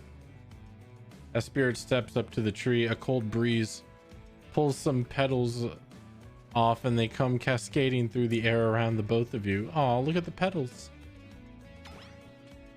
Do you know the meaning of the cherry blossom? They're beautiful, but also quite symbolic. Of course, like all good symbols, their meaning is pretty complicated. What do they mean to you? For many people, being among cherry blossoms is like being at a celebration of life. People travel great distances just to be near their vibrant beauty. However, as beautiful as they might be, they aren't magical. They're simply flowers.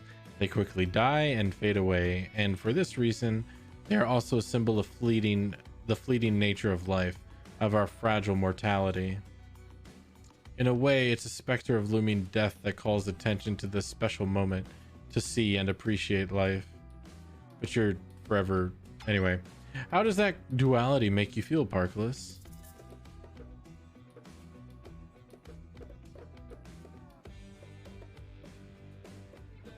Unsure.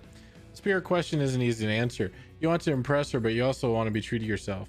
The entire range of human experiences stretches out before you, and you feel paralyzed by the different options available to you in this moment. And that's okay. It wasn't a simple question with a simple answer. Who knows if Spirit herself even has an answer in mind?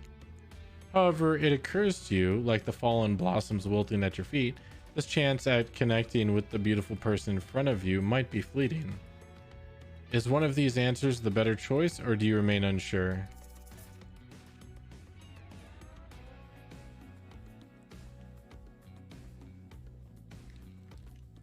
True to myself, we're gonna die again. Still unsure. With cherry blossoms floating down between you and Spirit, you look at her and gulp.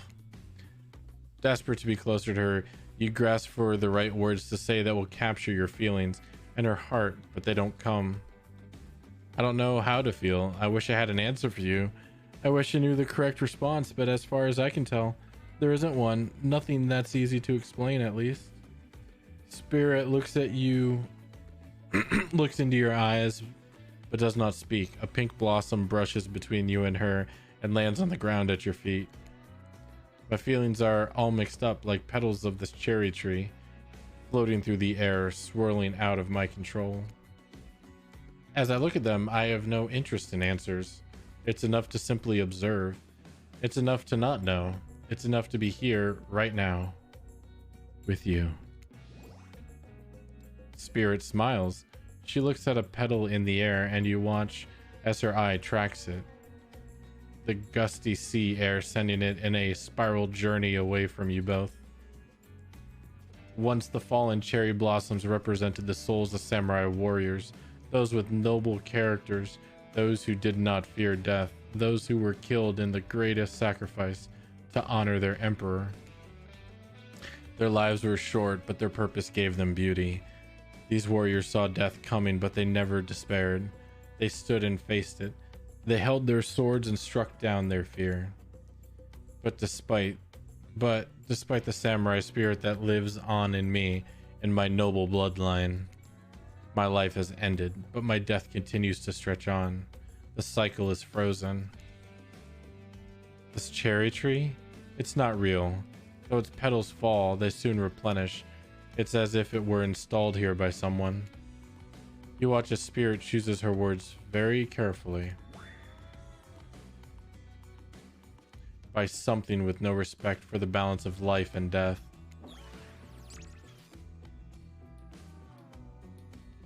We're sorry to interrupt. You know we don't believe you, right? Yep. But this time we've got a really good reason. And it's nothing to do with us being manipulated by an unseen force, because that's definitely not happening. Nobody accused you of that, but okay. We're just here to tell you that it's time for dinner, silly. Get it while it's hot.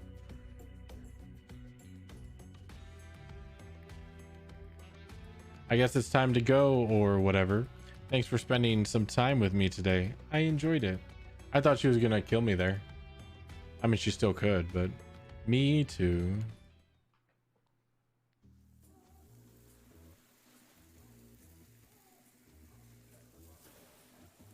What a fun day you've been having. I can see it written all over your face. You're shining. And that's not just a remaining anxious sweat from spending an afternoon courting a psycho killer. No, you are really feeling this whole romantic experience. Don't worry, I'll keep your dirty little secrets. But enough gentle ribbing. It's time to get back to business. And all the appetizing singles have arrived for dinner, including Trickster. Wraith is here too. We're not going to do the gag where we cram them all on screen at the same time, so just believe me, they're all here, and they're just as sexy and demented as you remember them. With your love on the line, everyone's being very careful not to offend you by saying the wrong thing.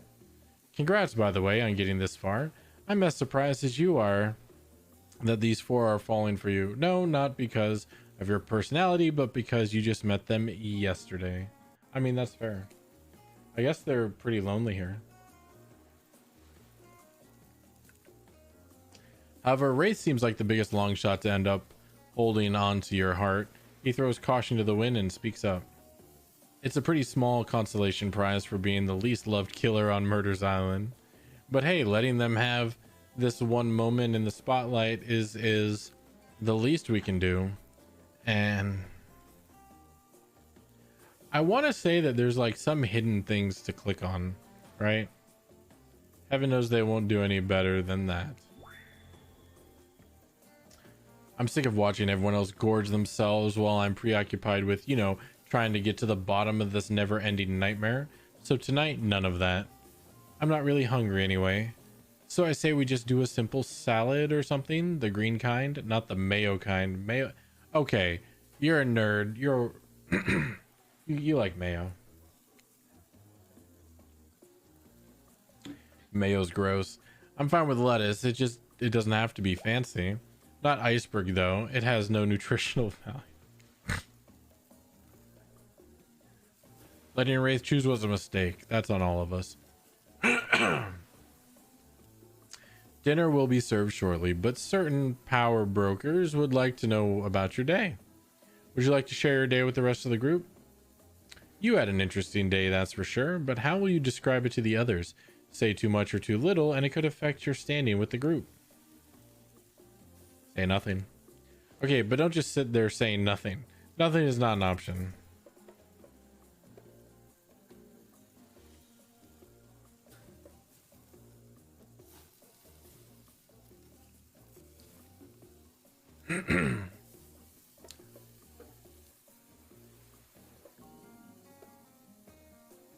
Be coy.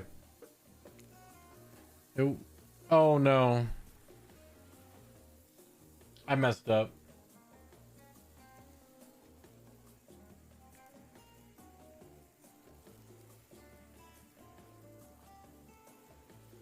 It wasn't really a date. It was more like two people avoiding everyone else and choosing to be alone, but doing it in a relatively close proximity to each other. Oh, never mind. That's exactly right. Could not have said anything of value better myself. Spirit is clearly happy with the way you portrayed your date. No surprise, she doesn't like people getting into her business. Okay. I did read that right. It just was worded terribly. Dwight and Claudette bring out dinner. Everyone eats in silence. No one trusts anyone now, and they are all very tired. Oh wait, no, sorry. That's a dreary supernatural horror thriller set in Antarctica. Not a charming parody dating sim set in an undisclosed tropical paradise. I'm not going to say what that's talking about, but I think we all know what that's talking about.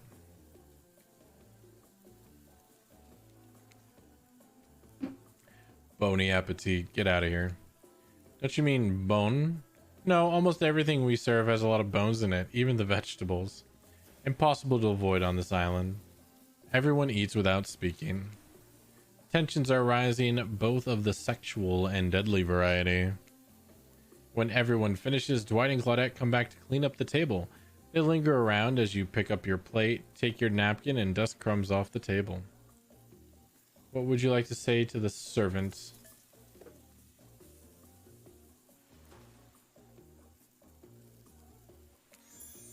Top-notch service is much appreciated. Everyone, if you would please be so kind as to follow us to the fire pit, we'd greatly appreciate it. We've been told something big is going to happen. Something that will change everything. You can go willingly or you can go unwillingly. You have no choice. Tough cookies. Did you have a choice on how you said that, dweeb? Yes, and I immediately regret how I did. Good. Something needs to change around here. Fire is rebirth. Fire illuminates the soul. I hope the fire isn't too smoky. Smoke hurts my eyes. I have pretty sensitive eyes. I'm also horribly afraid of it. The fire, I mean, not my eyes. Because of childhood trauma involving fire. Yeah, we get it, dude. And finally, everyone starts moving toward the fire pit, if only to get away from Ray's complaining. It's about right. You take a seat on a comfortable log, feeling the fire's heat against your skin, and wait for other killers to take their places, wondering who will want to tell a story this time. The narrator? Will the narrator tell a story? I bet they've got a stunningly creative mind. Hey, you think? Are they allowed to simply place thoughts in my mind like this? Doesn't seem fair.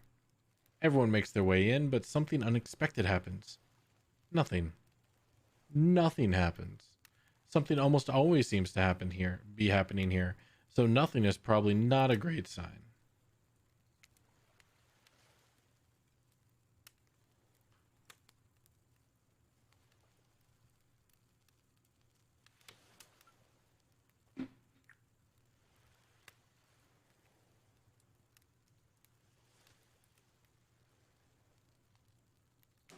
Oh, cool. And now everyone is looking at you. So, you know, do something. Should I pick someone to tell a story, or could we play charades? Boggle? Isn't Boggle trademark? Well, we were actually thinking, why don't you tell us a story? Wraith points his spine and skull staff thingamajig at you. You duck out of its way. Who knows what that thing can do? Probably shoot lasers. Try not to bore us. We're very interested in you. Don't speak for me, Hunter. Now, you can't tell if you're warm from the fire or if it's your nerves heating up. I know that fire is right here, but maybe if we stop talking about it all the time, we can start to pretend it's not here and doesn't, you know, threaten to burn us all alive. He's not supposed to hear me. Get out of here, Wraith. Progress was about to make an important decision about telling a story or not. All right, we'll tell a story.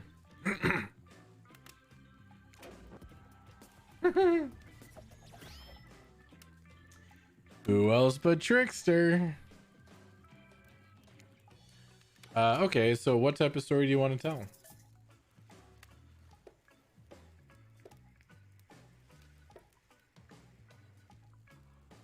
Adventure. All right.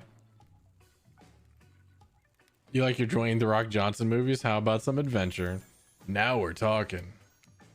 It's not my favorite, but I respect your choice and will nod politely. You don't have to say that, Wraith. Just nod politely. Okay, ready? Here goes. I guess Huntress doesn't like adventure. She likes action. I really like to go fishing. Solid hobby. Great foundation for a story for sure. You pause. Everyone is waited with bated breath. No pun intended. Oh, wait. That's it? Not much of a story. Barely even a thought. My pun was better than that story. You sure that's all you have to say? No, I was kidding. So what sort of story do you want to tell? Once there was an ugly barnacle and it was so ugly everyone died at the end. It's pretty ugly. Personal. I'll get a little personal now if that's okay. Those types of tales are the best and often the most sad. It's a bit of a love story. Uh-oh. Is it about two strong hunters who meet when they both try to bludgeon the same wily Wolverine? Or about a deranged killer who makes the only woman who ever believed in him witness a display of shocking violence? I like tricksters. Almost as bad as Smelly Smell as seems to smell smelly, yeah. Not quite, it's about my parents. They met at a party in college. He was hosting, she'd been dragged there by some friends. Oh. Trickster just left. She looks not happy. They couldn't have been more different, and yet, as the night went on, they were drawn to each other. She made fun of his taste in music, and he took an interest in her major, women's studies. They were married within 2 months. A bit too soon if you can trust someone, don't you think? It's so sweet. Exactly, I learned a lot about love from them. If you know, you know. Some people don't need years to get acquainted with someone. Love could spark from a look across a campfire. Now you've got their attention. Each killer is furiously attempting to catch your eye from across the fire pit. It's quite alarming, actually. Yeah, I can imagine. Except for Trickster, who has headphones in and is loudly playing his own music to drown you out. Oh, is he hiding behind, like, Trapper? Okay, that was not a very good story. I don't mean to insult you, but it was actually quite bad. Sorry, but this narrator keeps it real. We can't just end here. So who else would you like to hear from tonight? You look from killer to killer trying to decide who might be the most entertaining. It's obviously Trickster. Where's Trickster? I want the secret Trickster option. I like how the settings are here and they don't do anything.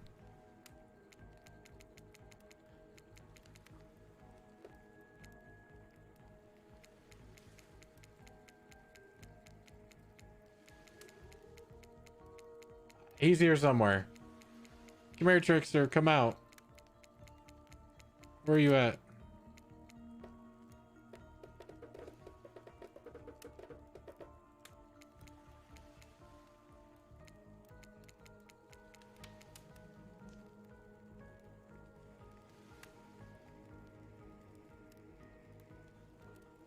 All right. She likes to keep to herself. She doesn't want her business in everybody's face, but we'll ask her anyway. Suppose I could tell a story. I really don't want to, but anything I say is sure to be better than whatever you get out of anyone else in the group.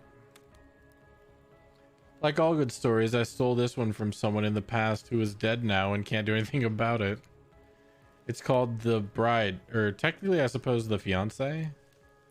One winter, a young couple decided that the next spring they would be married.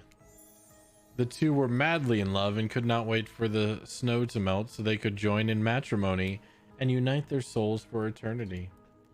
Per the latest bridal trends, they decided to have their wedding ceremony at the edge of the woods by a beautiful shabby chic farmhouse. Together, they spent months planning the details of the wedding. The two created invitations, figured out seating arrangements, and tasted 100 cakes before settling on the perfect one. They chose Lilikoi, by the way, so I don't know if I pronounced that right. So fancy. When it came time to figure out the decorations, however, the bride, or the fiance, I guess, since she wasn't actually married yet, wanted to take the lead and set the style. After all, her boyfriend had been wearing cargo shorts and open-toed sandals for pretty much their entire relationship, so he was definitely not to be trusted. Having decided on such a lovely natural setting for the ceremony, the fiancé decided that she would create unique floral arrangement from the local wildflowers that surrounded the farmhouse. As soon as the sun rose on the first day of spring, she set off into the woods. Type of passion fruit, okay. Each day she spent hours mapping out where the best blooms could be found and prepared to pick them herself the morning of the wedding so that they'd be at the height of their freshness and beauty. Enamored with the incredible variety of flowers in the woods, she surveyed the bride, or the fiance, since they had not yet been married, became obsessed with knowing just how many there were so that she could choose the absolute best. When the fateful morning of her big day finally came, the fiancée told her husband-to-be that she had one final errand to run before the wedding. Excited for the ceremony to come, she dressed in her beautiful white gown and set off to the woods to gather flowers. Treading carefully, she followed her route, selecting only the best stems and collecting them in a basket. However, when she came upon a once familiar clearing, something was not as she expected. Somehow it was more beautiful now than it had ever been before, and just on the edge of her view was a new bush filled with blossoms so vibrant and colorful she became dizzy just looking at them. But the fiancé ignored her sudden spell and pressed ahead, scooping up flower after flower, and every time she did, she noticed just further ahead impossibly even more beautiful blossoms. Carried by the sweet fragrance of spring air, the bride, or the fiancé, crept further and farther into the woods until she turned a corner, stepped over a mossy fallen tree trunk, and realized she had been here before. But this wasn't the clearing she remembered, or at least not how she remembered it. The flowers were suddenly overripe, decaying, falling from their stems into festering moldy piles on the floor. Where bees had been, now only flies buzzed.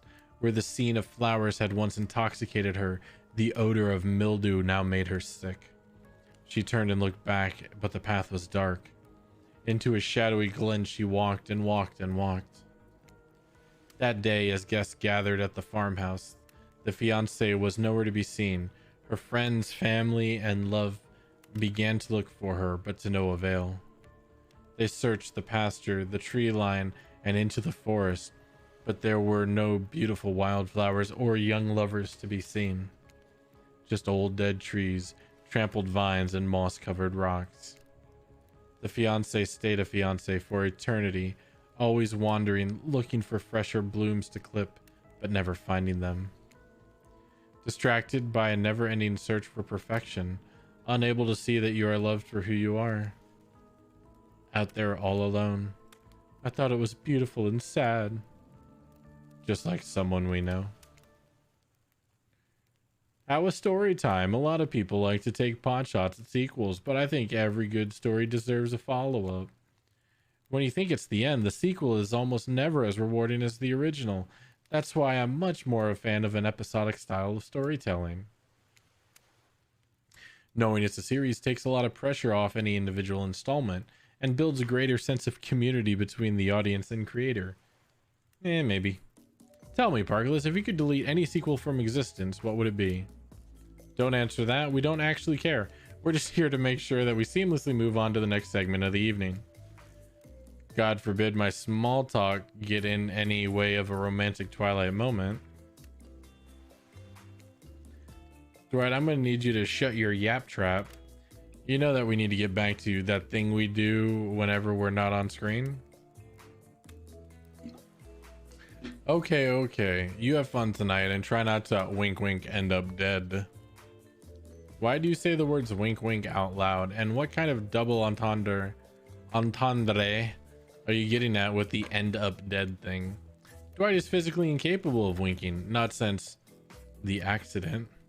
And you do know that all of these people are despicable criminals with double-digit kill counts, right? Well, except Spirit, she really doesn't belong here. She's strictly a victim, not a perpetrator. No wonder she's pissed. She really is a victim. Did I hear somebody trash talking Spirit? Deal me in.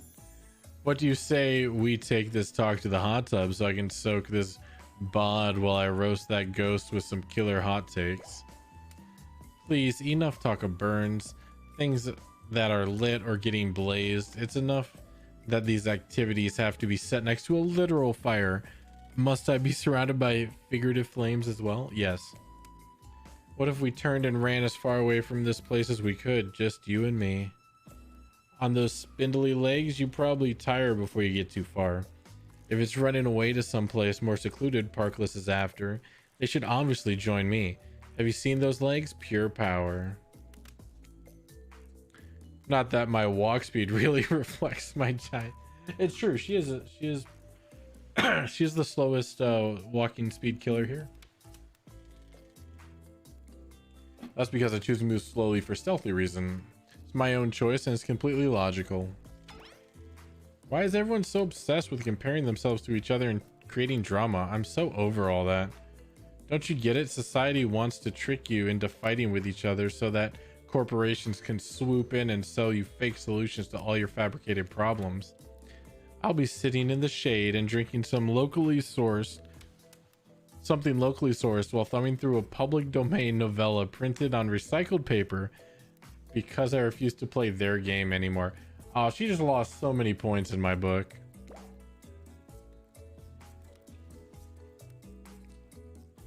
It's like that's true actually. It's like she's actively trying to be as unappealing as possible. Does it really turn anyone else on or just me? Despite Trapper's insatiable appetite, it seems his attention, along with the attention of everyone else, is still on you. For the moment.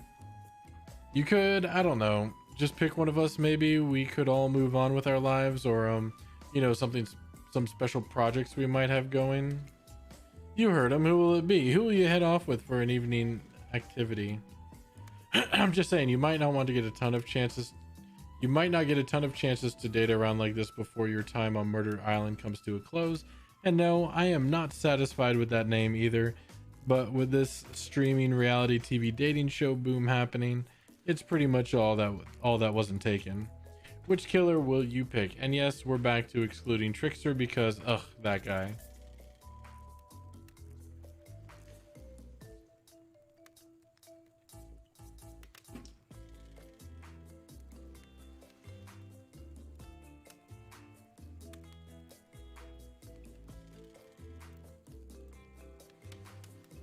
You know what? Let's just go all in.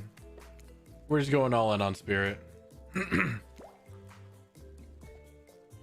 I despise phonies, so I should be honest with you. You make for interesting company. I love the idea of winning over these other killers at all costs, even when I hate the game and the prize. But I had a long day. Floating, subverting expectations, grinding my teeth as I imagine sweet, sweet revenge. Takes a lot out of me. So don't stop bringing your A game, all right? It might seem like I hate everything, and getting to really know who I am is an impossible task, not worth trying, but too bad. You won't know unless you search deep inside yourself and bring everything you've got. Or just say the exact right thing at the right time and melt my cold heart in an instant. I don't know the rules here any better than you do. See you at the bar, I guess. I thought she said no.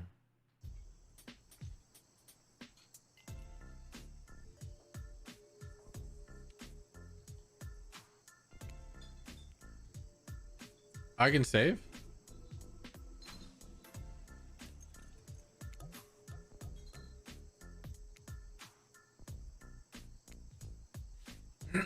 I guess when decisions are you can't you can't save. All right. You arrive at the bar to find Dwight and Claudette both holding cocktail shakers surrounded by a bevy of bottles for assorted boozes. Who's ready to get wasted? Well, I don't drink, so not me. You really don't drink ever? Is that like because it'll just fall out a hole in your stomach thing, or oh no? I don't drink alcohol because alcohol is poison of the body and the mind, and I don't need to act like a fool to have a good time thing. Then why did you choose a mixology lesson as your romantic nighttime activity? Everyone knows this kind of day is just an excuse to get loaded up on booze and make terrible decisions. It's true. Not a single person has ever learned anything at one of these things. Dwight, now that's not true. You learned how to tie a cherry knot in a stem using only your tongue. Whoa, who ordered the soda with a splash of my private business? Because that's off menu. Well, I know what I'm drinking to forget tonight.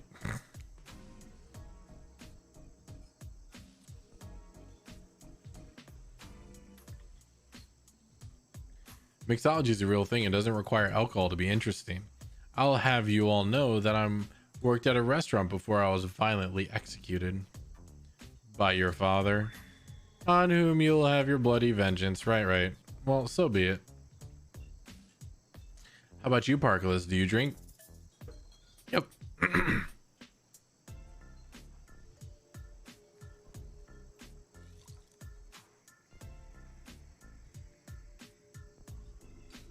Well, with all due respect to Spirit, I don't personally have anything against a little bit of alcohol, and this is a resort, I think, and I'm on vacation, I guess, so bring on the booze. I was afraid you'd say that. You see, if you and Spirit have different dietary restrictions, that means we got to make 2 different drinks with 2 different sets of ingredients, and that's like double the work for the same amount of pay, which is already 0, for a job we both hate. What do you say? Would one of you maybe bend your will just a teensy little bit to make life easier on us? No. Okay, your position is firm. I feel you. Parkless, be a pal? What do you think? We got to get this show on the road.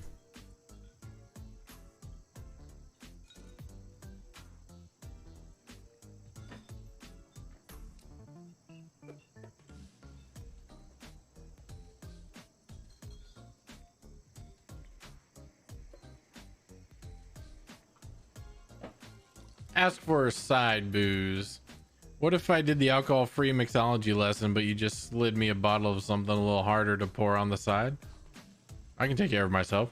Amazing idea. See that, Dwight? That's what a clever compromise looks like. Not sure what that's about, but Dwight seems a little miffed by it. After a deep sigh and an eye roll, he reaches for an expensive-looking bottle of top shelf and then sends it gliding down the bar to you. Enjoy. When you pop the top of the bottle, the odor just about knocks you over. You're pretty sure you see a tiny little ghost fly out. Trickster poisoned me again. Only the finest bottle. A bottle of our signature island Fernet? Fernet? I don't know what that is. I developed the recipe myself. Dwight developing alcohol. I don't trust it. Excuse me. Well, that solves it. This is hell after all. You take a sip. Notes of melon rind, chicken liver, and mint dental floss. Gosh. You two are really selling me on this whole drinking thing. Sounds like a real joy. Don't worry, there's a lot more where that came from. So, lovebirds, what drink shall we make?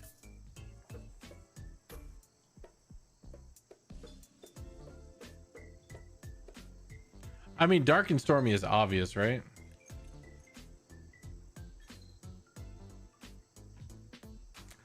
I'll know dark and stormy is.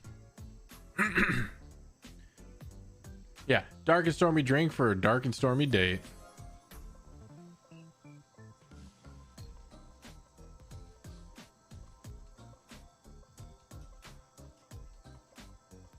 All right, apparently that one's cute. Please allow us to demonstrate how dark and stormy is made. Oh, we got a skill check. First, rum, or in this case, rum extract, and a bit of apple juice is poured over ice. And then fresh ginger beer, garnish with a lime wheel, and drink. The end. Do you think you're up to the challenge of replicating this recipe? I think so. Replicating rum substitute, ginger beer over ice, and then lime? Yep, don't forget the lime wheel. Rum substitute ginger beer over ice with a lime wheel. That sounds terrible, but I don't think I've ever had it. An Italian herbal liqueur. Rum ginger beer, that doesn't sound bad. I could try it, yeah. I mean, I don't think I've ever had it. Not sure I appreciated your tone, but yes, you got it. You're a natural, a sassy natural. You and Dwight might have more in common than usually had a bittersweet flavor, sometimes therapy. Alcohol content between 16 and 40%. Holy cow. Don't you dare. Spirit seems to be in a lovely mood as she sips her dark and stormy. She's not even rolling her eyes at your petty behavior. On cue, a literal dark storm begins to make its way from the ocean. You taste your own dark and stormy as you watch the clouds approach. It's quite refreshing. Isn't this fun?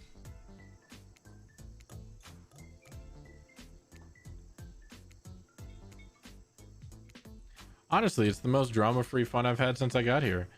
And since you picked a simple but delicious drink, we've got plenty of time left to relax. Want to make out a little? You breathe in a sip of your drink and immediately begin coughing before you can get a yes out. Lightning strikes a palm tree on the beach and it immediately starts a fire. The activity ends abruptly as Claudette and Dwight usher the two of you away from the bar. Yeah, that makes sense.